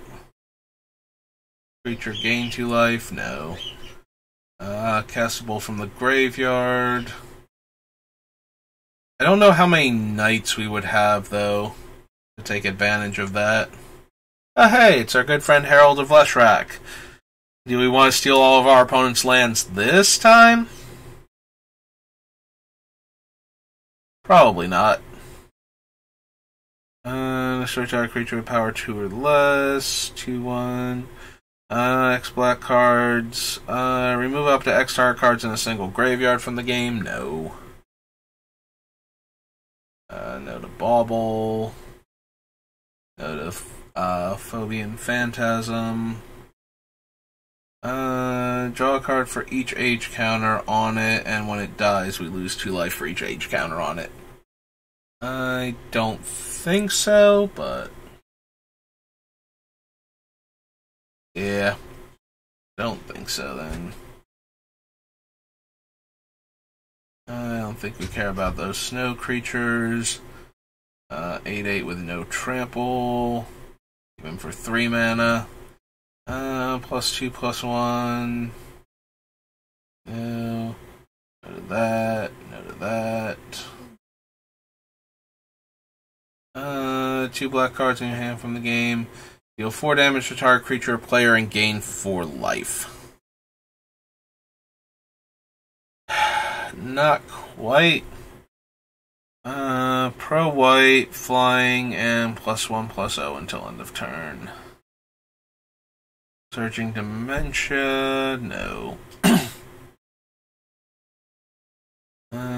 First strike, no. Creature will be put into a graveyard from play, remove it from the game. Put a card removed from the game into its owner's graveyard, gets +2/+2, and Snow Landwalk. Nope, okay. Nothing fun in Cold Snap. Commander 2013. Alright, here we go. Let's start getting these things out of the way.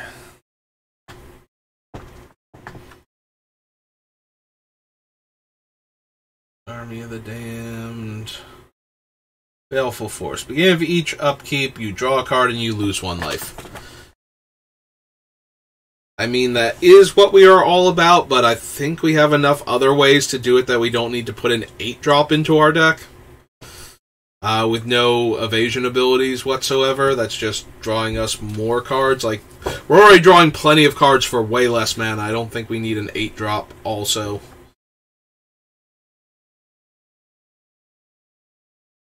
Curse of Shallow Graves. Put a 2/2.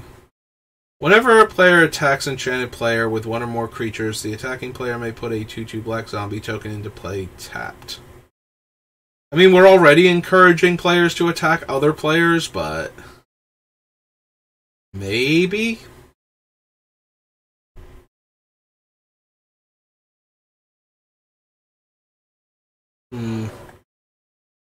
Like, I could see that being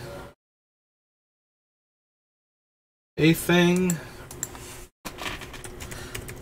I imagine we would want the other one, though, that cares when we attack, like, gives us the token also. Like, that player and, like, we and that player get a 2/2 zombie token. Oh, Shallow Graves. But at least it's another reason for players to be attacking the player, you know, attacking somebody other than us, therefore the player that thing is on.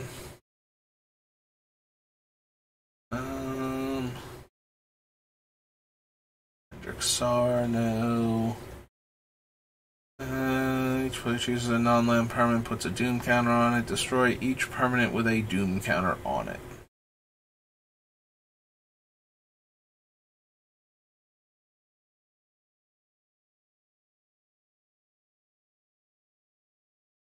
Turn to your hand all creature cards that were put into your graveyard from the battlefield this turn. It's a 7-drop. Yeah. I think we can do better. I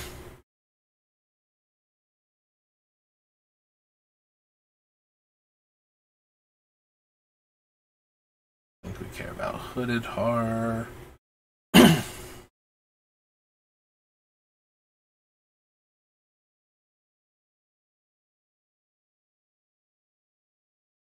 Was this? Oh no, that's not a panorama. For some reason, I thought that was Myriad Landscape for a second.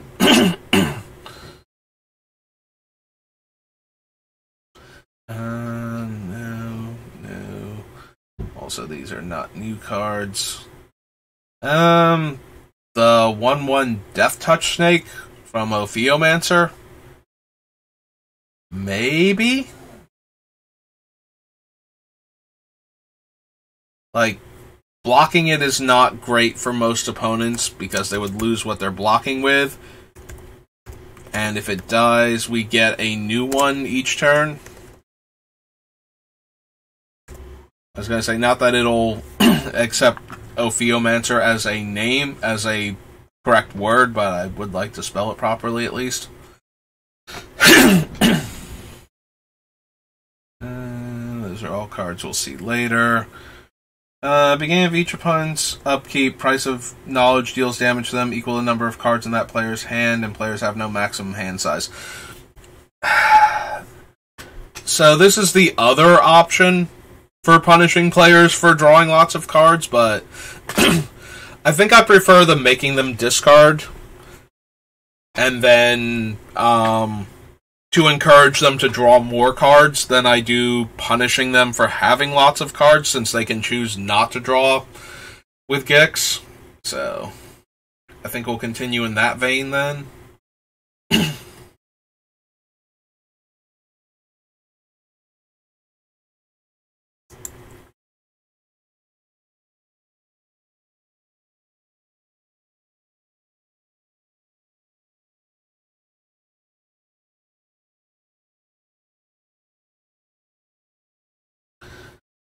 Search your library for up to X basic lands, where X is the number of players who control at least 2 more lands than you do. Put those cards onto the battlefield, then shuffle.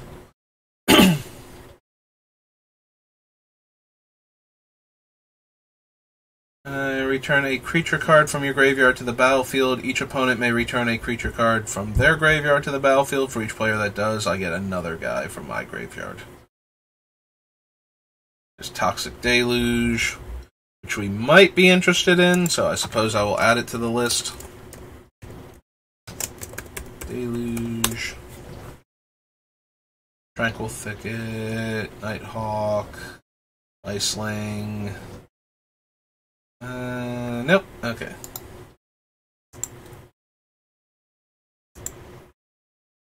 So that was Commander 2013, Commander 2014.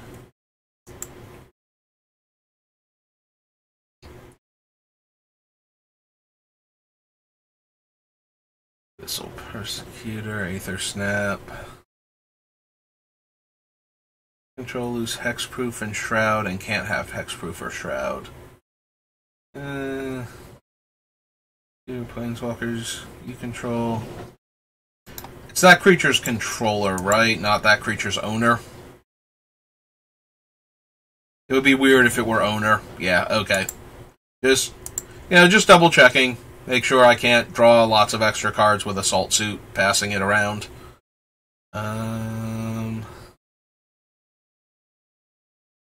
Cage Sun, Charcoal Diamond, like maybe, but not right now. We'll worry about it when we get to the other thing. Whenever a creature attacks you or a planeswalker you control, gets +2/+0, and we can give it to other players, and they can't give it back to us. I do like more things that encourage players to attack each other. So maybe. You know, like, why are you attacking me when you can get a huge power boost, draw some extra cards, and actually kill a player who is still a threat to you, by the way? Just because I'm doing my thing doesn't mean that they're not doing their thing. That player sacrifices a creature.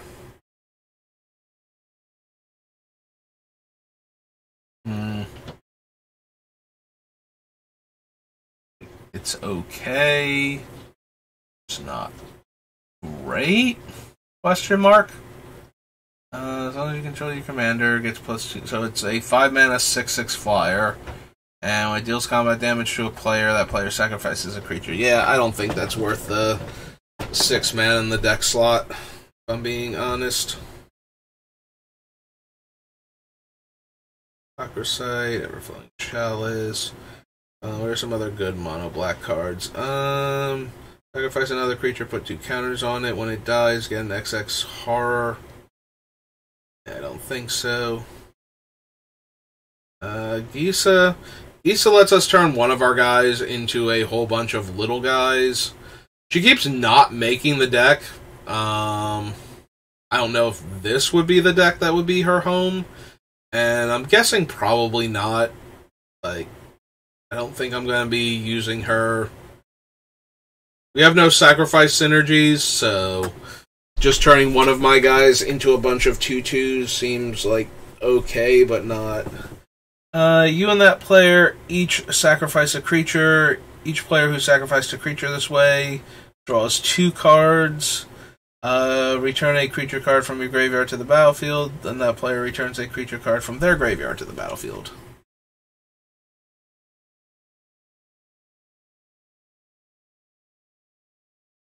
Loading. Stone. Card in hand.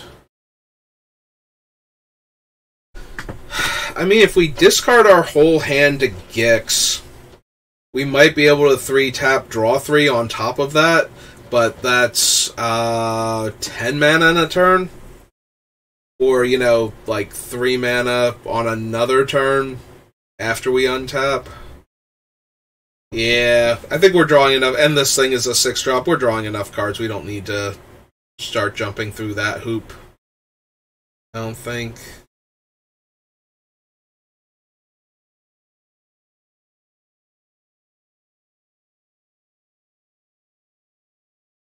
Like, the fact that we can discard our hand makes it a tiny bit tempting.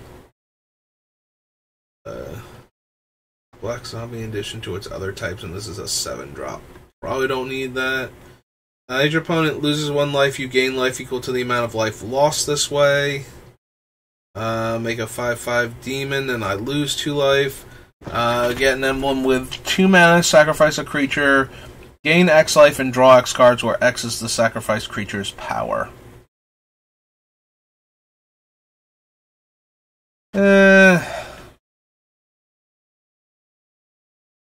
So we'd spend 5 mana, and all we get is like 4 life out of him, and each opponent losing 1, or 3 life out of him. You know, like, depends on 3 to 4 life.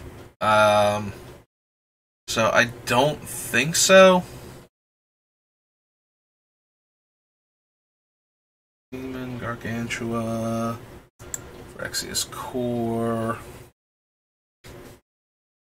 Pilgrim's Eye, Plains, Pontiff of Blight. Pontiff of Blight we might be down for, because we will have a ton of cards, but we'll worry about that in a little bit when we get to Dragon's Maze. Beginning of combat, on your turn, choose an opponent random. Raving Dead attacks that player this combat if able, and deals combat damage to a player. They lose half their life rounded down. It's a 5-drop, and we don't get to choose who we're attacking. Like, both of those are really bad. I do like the effect. Like, the idea of the zombie just attacking, like, getting through and making the opponent lose half their life. Again, I like the effect. Although, if we do that too much, but at the same time, I'm planning on running effects that will double up on the damage anyway, like wound reflection type effects. So I don't know that I don't want Raving Dead. I probably still don't want it. I can't imagine that thing is going to be good. Like, it's too random. Between the having to randomize who it attacks and having to be able to get through. Like, XX are on the battlefield where X is the number of creatures that died this turn. Nope.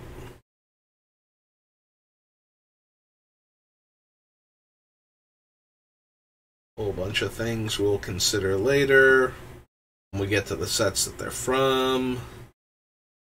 Only during combat on an opponent's turn, X creature cards from your graveyard to the battlefield. Sacrifice those creatures at the beginning of the next end step.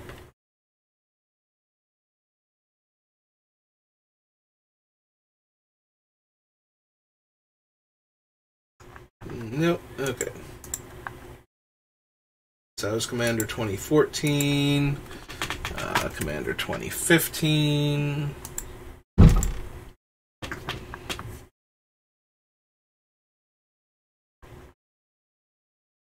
Yeah, it's okay. Go ahead, search for it.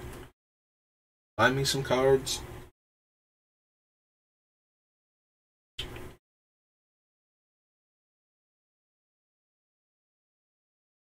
Sorcery, Ambitions Cost, Ancient Craving. Deals combat damage to a player. That player discards a card. Meh. Blood, Black Market, Blade of Selves.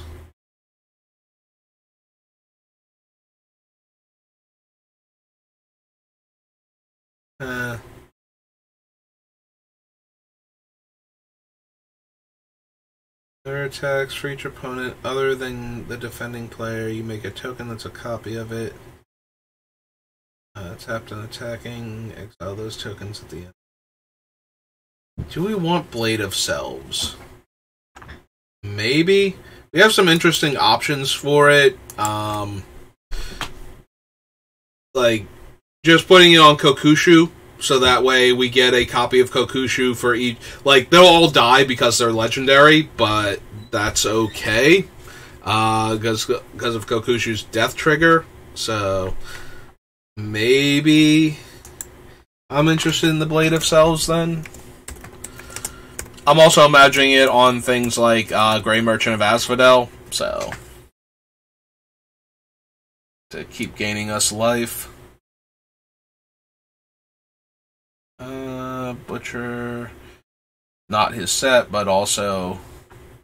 Alright, we don't need a command tower. We're mono black. I stopped on it like, oh yeah, I should probably add command tower. It's like, no, you should not. You're mono black. Stop that. Draw X cards and lose X life, where X is the number of creature cards in target player's graveyard. Yeah, I think we're good. I don't think we need you.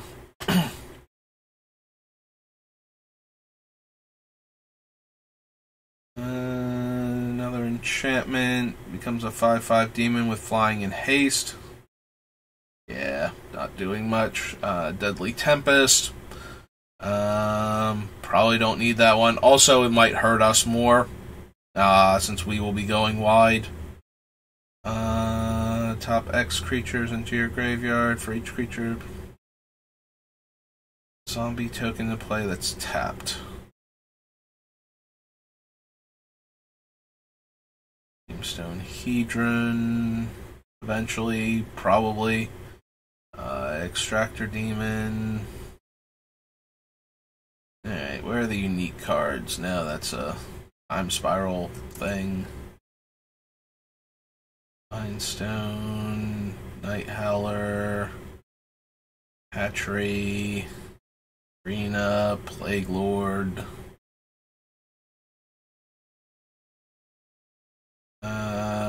From your graveyard by paying 2 black, sacrificing 2 creatures. No. This is another equipment that makes the player lose half their life. It's a 5-drop and 3 to equip. And it makes a 1/1 with the living weapon effect.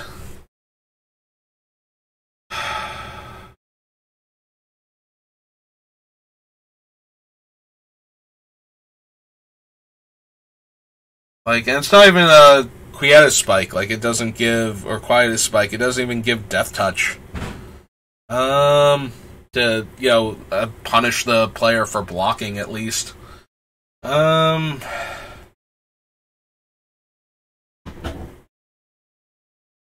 Yeah, I can't imagine running that thing. That just seems so awful. For each of the chosen colors it is. So, yeah, it's basically just another Stone Calendar in our deck, and I don't think I'd be running Stone Calendar, so. Yeah, it's not helping with the activation on Gix, so I'm not gonna bother with it. Thief of Blood is the one that steals all of the counters from every permanent. Then he gets a 1/1 counter for each counter removed from permanents this way. Thought Vessel I might actually be interested in. for the no maximum hand size thing. Obviously, I want, like, the Land and Venser's Journal more, but we might not have either of them at any given point in time. Make a player draw a card and lose a life. -2/-2, and creature card from our graveyard to our hand. No. Wretched Confluence in Commander just never quite feels like it's doing enough. Alright, so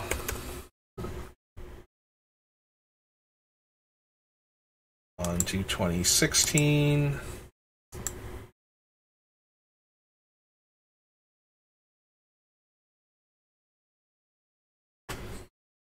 Crow and Horse. Enters the battlefield or attacks. Attach any number of target equipment to it. Alright, I'm gonna mute for a minute. I'll be back in a few minutes, hopefully, but I do need to go take care of something real quick.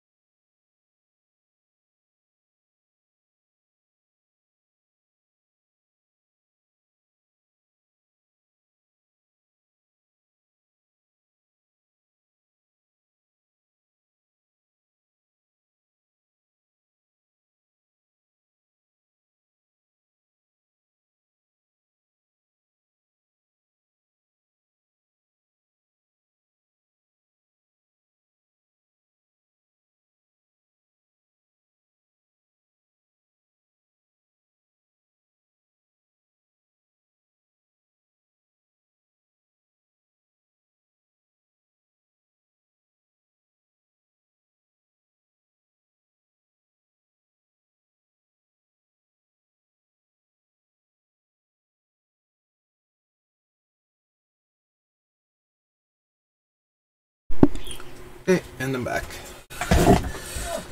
Just really need a couple minutes there. But now we can get back to... If each player's pre-combat adds colorless based on the number of artifacts we control if the urn is untapped. Again, I don't know that we're going to be full-on artifacts, so...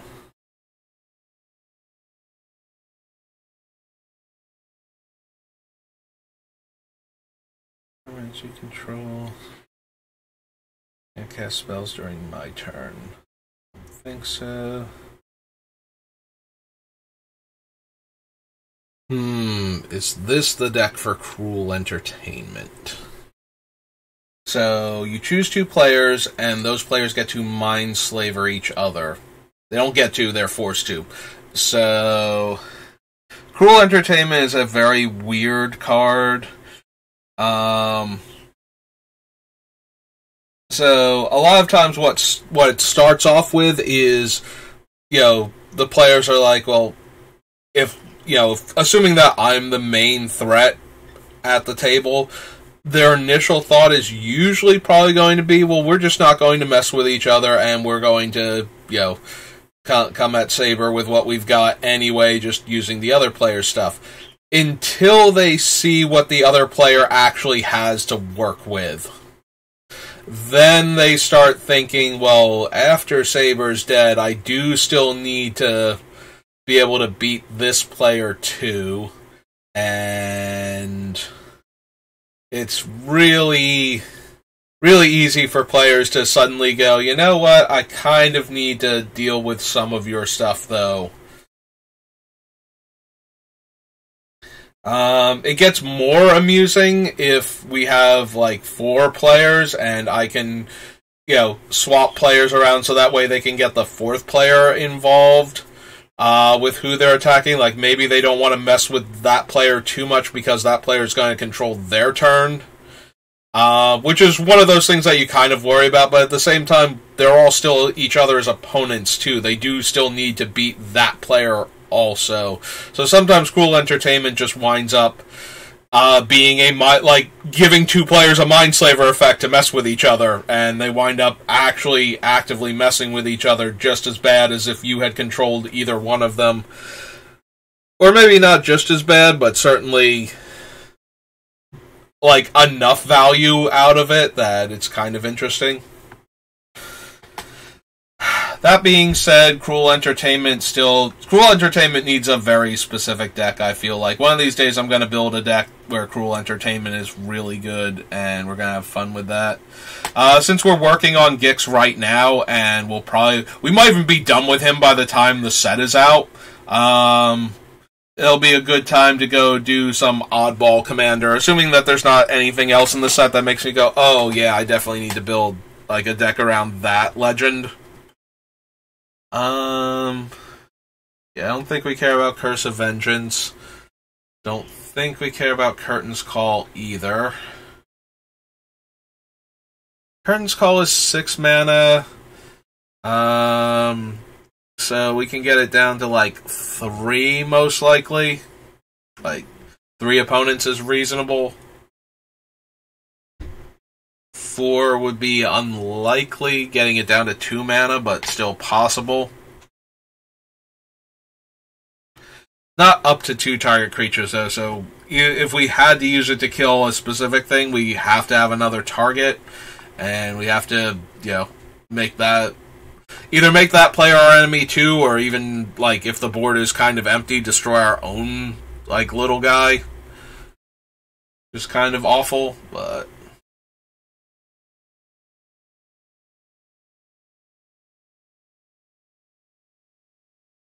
Read Forbidden Orchard, Ghastly Conscription.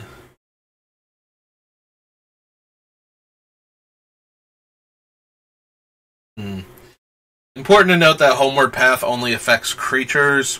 I couldn't remember if it, stole back everything or not, so the fact that it only affects creatures means that there's less ways for the opponents to get back the stuff that we steal, the non-creature cards. even if like one player has a homeward path. I don't think we need Magus. This doesn't quite feel like a Yawgmoth will deck. Like even a value will deck.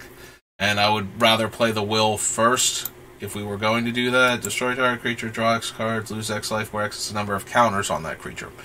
No, we can do better than that. It's domain, so it only adds 1.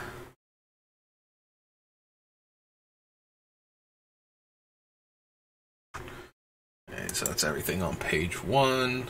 On to page 2.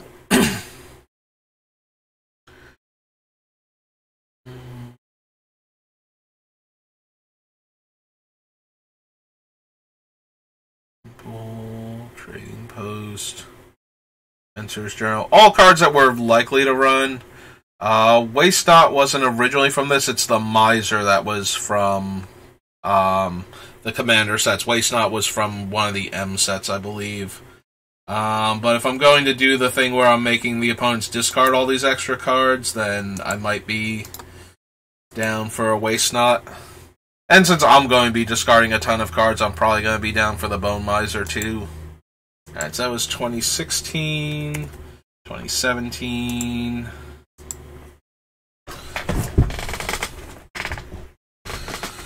Creaky chair, extra creaky today. Maybe it's thrilled we're building Gix also. It is celebrating.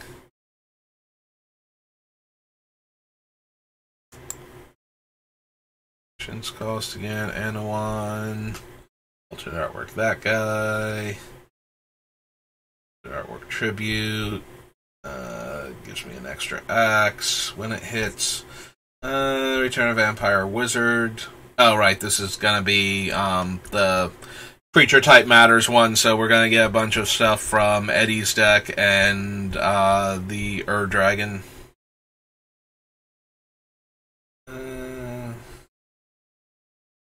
Yeah, we're not gonna have... aside from, like, maybe Ebondeath, we're not gonna have enough dragons for the Boneyard Scourge to be able to come back very often. Works very well with Ebondeath, though, since he'll die, and then we'll recast him, and then we'll be able to recast the dragon, like that dragon also. Go to those... Oh, there we go. Curse of Disturbance. Whenever enchant player is attacked, I create a 2/2, and that player creates a 2/2.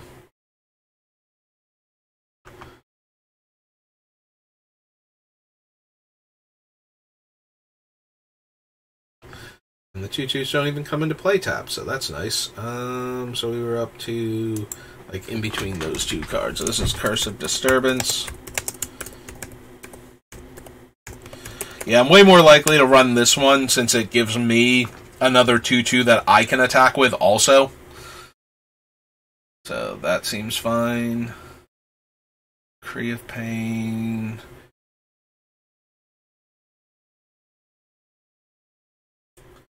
Where's the next unique card?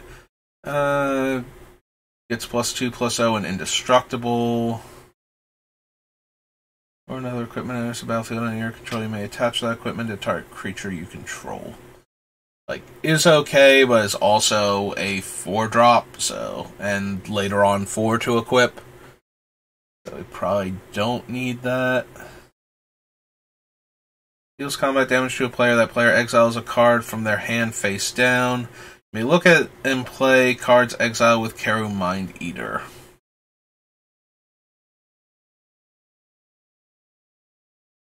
It's another little creature, and it's attacking the hand too, so that gives more incentive if they're getting hit by it to draw cards.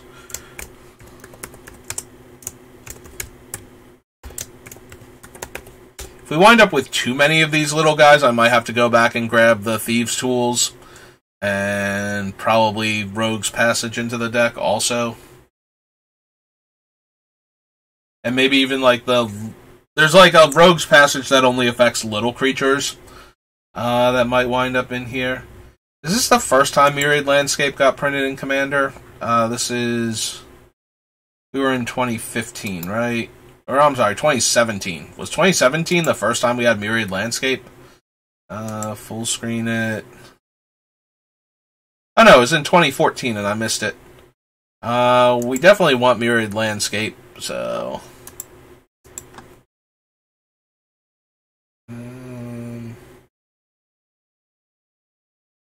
This is 2017.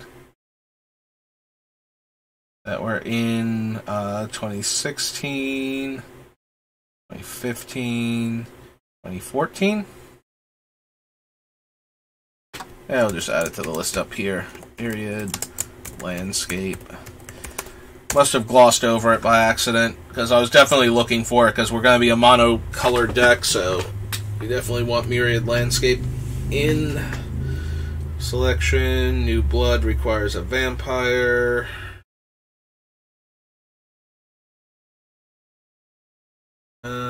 Palace Siege we might be interested in later on. Target creature an opponent controls. Whenever a creature an opponent controls dies, exile it and put a 1/1 counter on each vampire you control. Quietus Spike or Quietus Spike. Is it Quietus Spike? It might be. Ramos we can't run. There's Rogue's Passage. Sanguine Bond. I mean, she's from a set, so when we get to the set, we can consider Sangromancer, but... Yeah, opponent controls dies and discards a card. Both things we want to encourage at this point, to get the most out of our wonderful Gix here.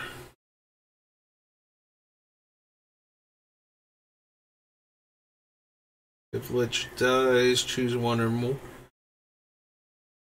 Make an opponent lose a creature, make an opponent discard 2 cards, make an opponent lose 5 life. Like, all of the modes are okay, but we're not a sacrifice deck, so we can't just trigger this whenever we want to. And yeah, it just doesn't feel like it's quite good enough.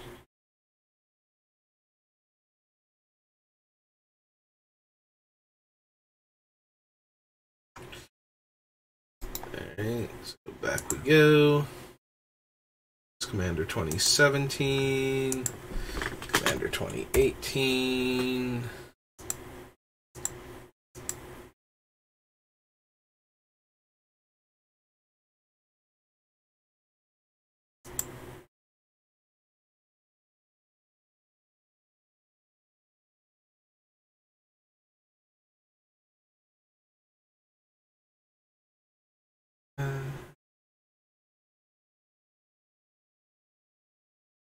Trample, when it dies, create a 6/12.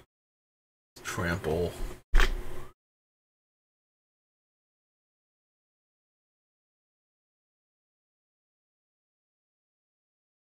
It would still only be 1 card drawn, but I'm just imagining this thing as like this giant angry creature that we can flash in. So, notably, the creatures don't have to be attacking us. So, if the player acting before us attacks, we can flash this in on their combat step, and then they get 1 chance to kill it with their sorcery speed removal, if they care at all. And even if they kill it, we still get a 6/12 trampler out of it. Like, the head falls off and we get that thing. So, it's probably still not good enough, but is a large, angry trampler that could get through for a card, like a reasonable amount of the time.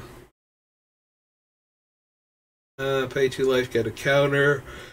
When it dies, I draw a card equal to the number of counters on it. Starts off as a 4-mana 2/2 flyer, so meh.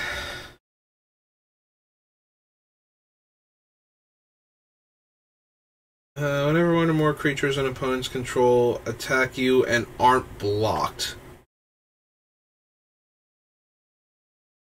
Wow, does this encourage players to try and murder each other, though? So somebody steals it from me and gets to draw 3 extra cards. But then they're the targets for getting attacked with this thing, and we should be able to force a creature through unblocked. I wonder if I'd actually want Covetous Jewel. Like, it very much encourages players, like, once somebody has stolen it, just to get their hands on it to draw the 3 cards. Yeah, no, I might actually want this thing in here. Alright, so Coveted Jewel.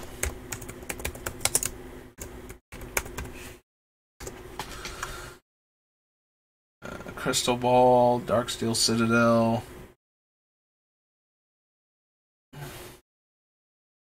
Endless Atlas. So Endless Atlas should be pretty easy to draw a card with for 2 mana every turn.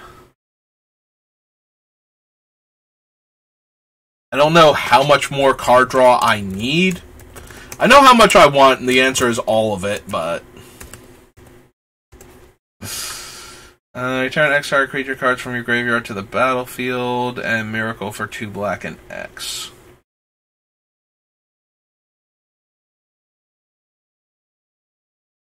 Battlefield with a 1/1 counter. If it's a Planeswalker, enters with a loyalty counter.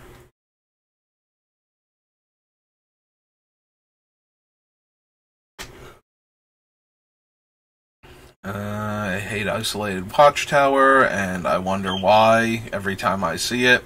It's just like, oh, it only does this if you're way behind and only at random, and...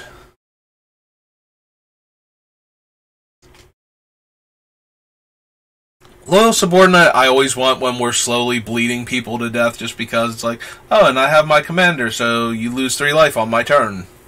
Just because... Like, that is okay, but I always wind up cutting it because it's only okay. Like, the fact that I don't have this in Mogus, where I am intentionally trying to slow bleed everybody out, just shows you how unlikely it is to make this deck, too. Despite being something that the deck looks like it should want.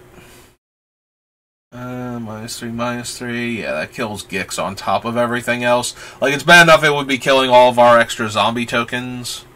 Whenever I draw a card, each opponent loses a life. Probably wind up with that one in the deck, too.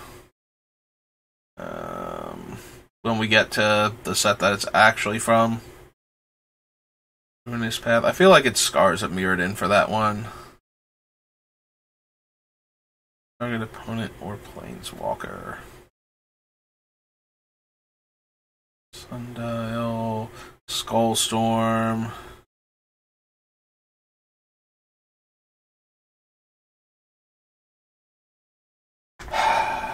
So this is 9 mana, and we get extra copies of it for every time we've cast our commander. So probably 3 copies of it at best.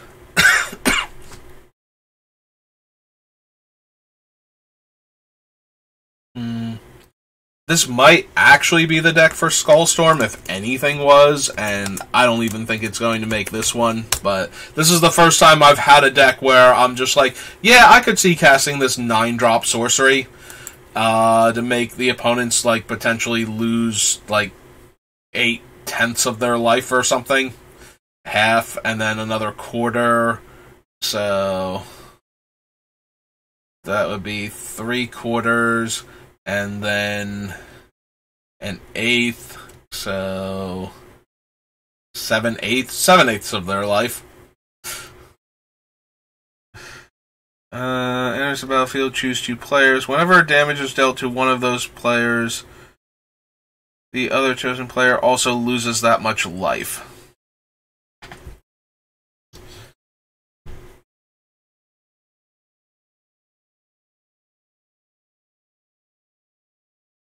So, the only downside to this card is it discourages those players from attacking each other. On the other hand, if we have a bunch of giant demons in play, then they're not attacking us, but it does discourage them from attacking each other, since they would lose the life also, even just to get the cards. Gixes lose life to draw the cards, right? It doesn't deal 1 damage to them. Yeah, they may pay the 1 life. So, since it's not damage, the other player doesn't also lose the life when they draw from this. I can see adding it to the list, but we're probably going to wind up cutting it, since it actually discourages the 2 players from attacking each other.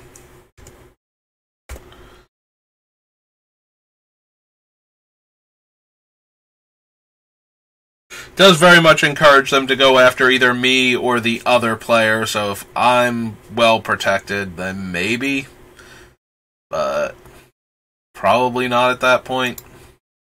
Alright, so that was 2018.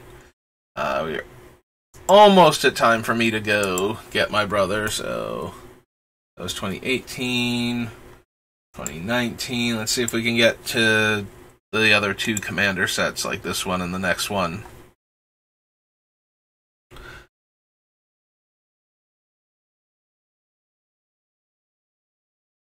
And then it changes the turn order. Don't think we care about that. Source an opponent controls deals damage to Archfiend of Spite. That source's controller loses that much life unless they sacrifice that many permanents. And Madness 5. Right now I am setting it up to have a lot of ways to discard cards, but I don't know that I will have like a way to discard mid-combat. It's more along the lines of, wait, when can I activate this? Is it like at Sorcery Speed? Can I actually activate this and discard my hand? Like, that's still a ton of mana because it's 5 more on top of that, so that'd be 12 mana, but that would be hilarious to me. Yeah,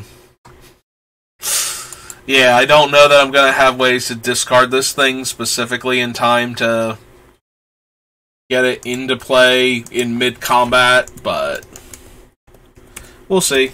I might. Armillary Sphere, Asylum Visitor, Artwork Bane of the Living. There's the Bone Miser. Discard a creature card, I get a 2/2. Discard a land card, I add 2 black. And discard a non-creature, non-land, draw a card. So, yeah. Good old Bone Miser. That will definitely make casting the Archfiend of Spite way easier in mid-combat. Whenever an enchant player draws a card, they lose 2 life and I gain 2 life. Again, like, super helpful if they have to draw the card, super terrible if they don't. I'm not sure if I'm going to be able to discard this thing consistently.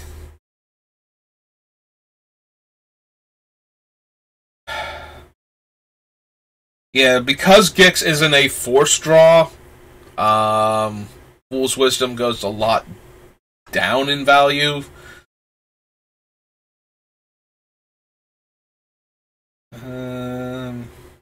Battlefield tap, put a charge counter on it, then add X mana of any one color, where X is the number of charge counters on Empowered Auto Generator. This thing always feels like it's going to go infinite and like it's a kill on sight type of thing. That being said, this is a very mana hungry deck, and I could see running this thing and trying to get it. Generator. Oh, right. Auto generator is not going to work. Oops. Okay, so yeah, we spelled it correctly, but auto generator is not a word that this document is ever going to accept. Geth. Sacrifice another creature's turn face up. You may attach it to a creature. Enchanted creature has death touch and is indestructible. Grave Scrabbler, Grim Haruspex, Hex, Idol of Oblivion.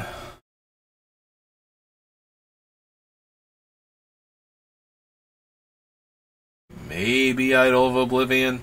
I just want to draw so many cards. We're going to be in real danger of decking ourselves. Oh, hey! Speaking of things, letting us pay 2 life for black mana symbols. Yeah, come here, Carrick.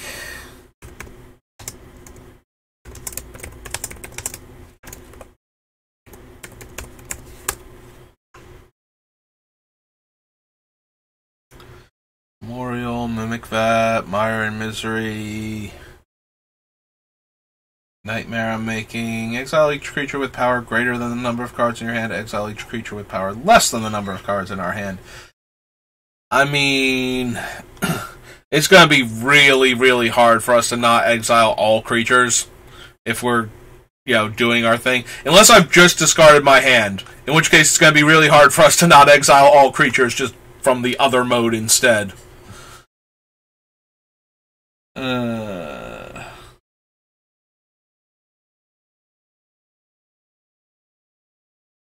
Enters the battlefield under the control of an opponent of your choice. 2 tap, draw a card, then you may put a land from your hand onto the battlefield. Pendant of Prosperity's owner draws a card, then that player may put a land from their hand onto the battlefield.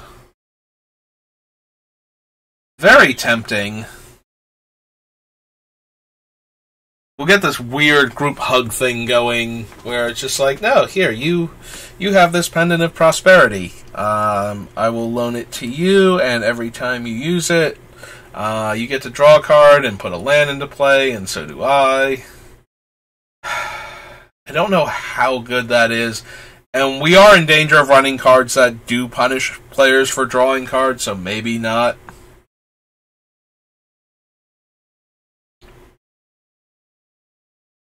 Maybe that's not quite good enough.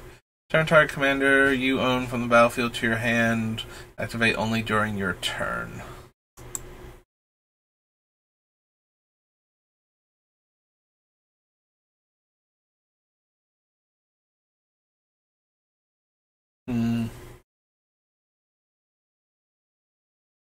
Maybe we want the Scare Tiller. We will be discarding a lot of lands, I feel like. So, being able to get the lands back. There's a very good chance we'll be running, like, Crucible of Worlds in this deck. But maybe we have room for Scare Tiller. Probably not. Like, we got a lot of fun things going on. So, we might not actually have room for him. Eldest Reborn, Thieving Amalgam.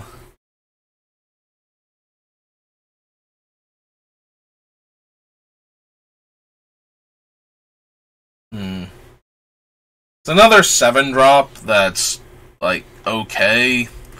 So it steals the top card of an opponent's deck each turn as a manifested creature. Whenever a creature we control but don't own dies, its owner loses 2 life and we gain 2 life. So, it's giving us more creatures to attack with, and when those creatures die, it drains the person we stole them from. Like, maybe?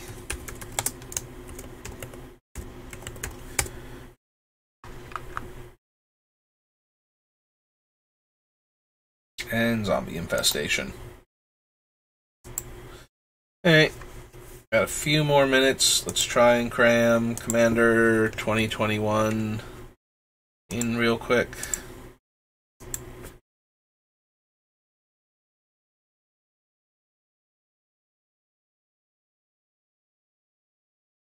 I mean, yeah, we're probably going to want the archive, but that's true. Arcane Signet is probably making it in also. I don't quite know where Arcane Signet goes, so we'll put it up here with Myriad Landscape.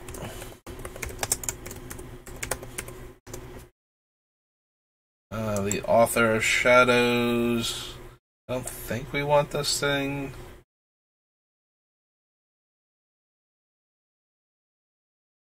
Yeah. Blight Mound. Whenever a non-token creature I control dies, I get a Pest. Probably don't need that. As good as it is to get replacement creatures for all of our attacking stuff, yeah, no to the Plagiarist. As good as it is to get the 1/1s to replace the things that are dying, I think we have enough stuff.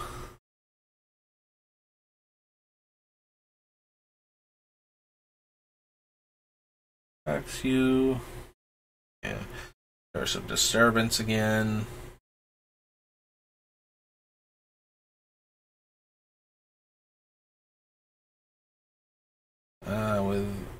Whenever you cast a spell with X in the mana cost, put 2 charge counters on it. Add 1 mana of any color. Add 1 for each charge counter, but only to cast X spells. Gain 2 life. Each creature gets -X until end of turn, where X is the amount of life you gain this turn. Oh, that's right. There's going to be a handful of life gain matters cards from this because of the black-green, like the Golgari, well, Witherbloom stuff. Remove a counter, make a treasure. Sacrifice an artifact, make a 2/1, and 4 mana to untap him. Don't think so. Don't care about the Nexus. Also, it's way too expensive to actually make the dude. Mill 5 cards and return a creature card from your graveyard to the battlefield. And yeah, if we let somebody else copy it, we get to do it again. This is the one where we bob from each other. So, think not. Rather than pay the mana cost of the next spell you cast this turn, you may pay life equal to that spell's mana cost. I mean, I'm certainly planning to run a lot of really expensive things and have a ton of life gain. Maybe we actually care about Marshland Bloodcaster?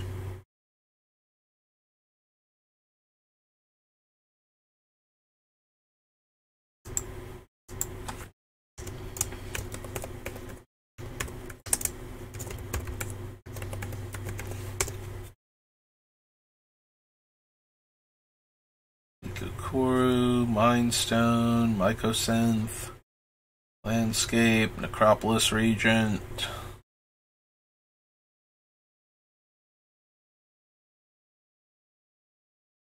Parasitic Impetus. Our enchant creature attacks its controller, loses 2 life, and I gain 2 life. We might want the Impetus. So it forces them to go elsewhere, so they can draw the card, but also will be draining them for 2, giving us more life. Maybe not. Maybe this is just too little of a thing, but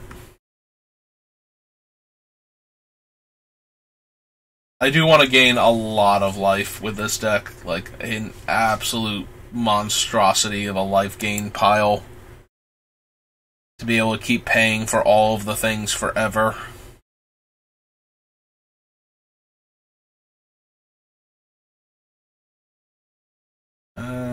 You draw X cards and lose X life, where X is the mana value of 3.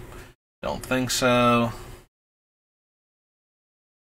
Scry X, where X is the number of times you cast it from the command zone this game.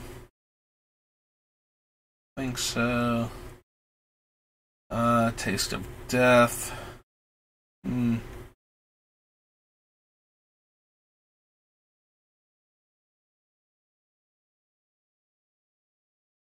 Each opponent may create a treasure token. For each opponent who does, I create a treasure.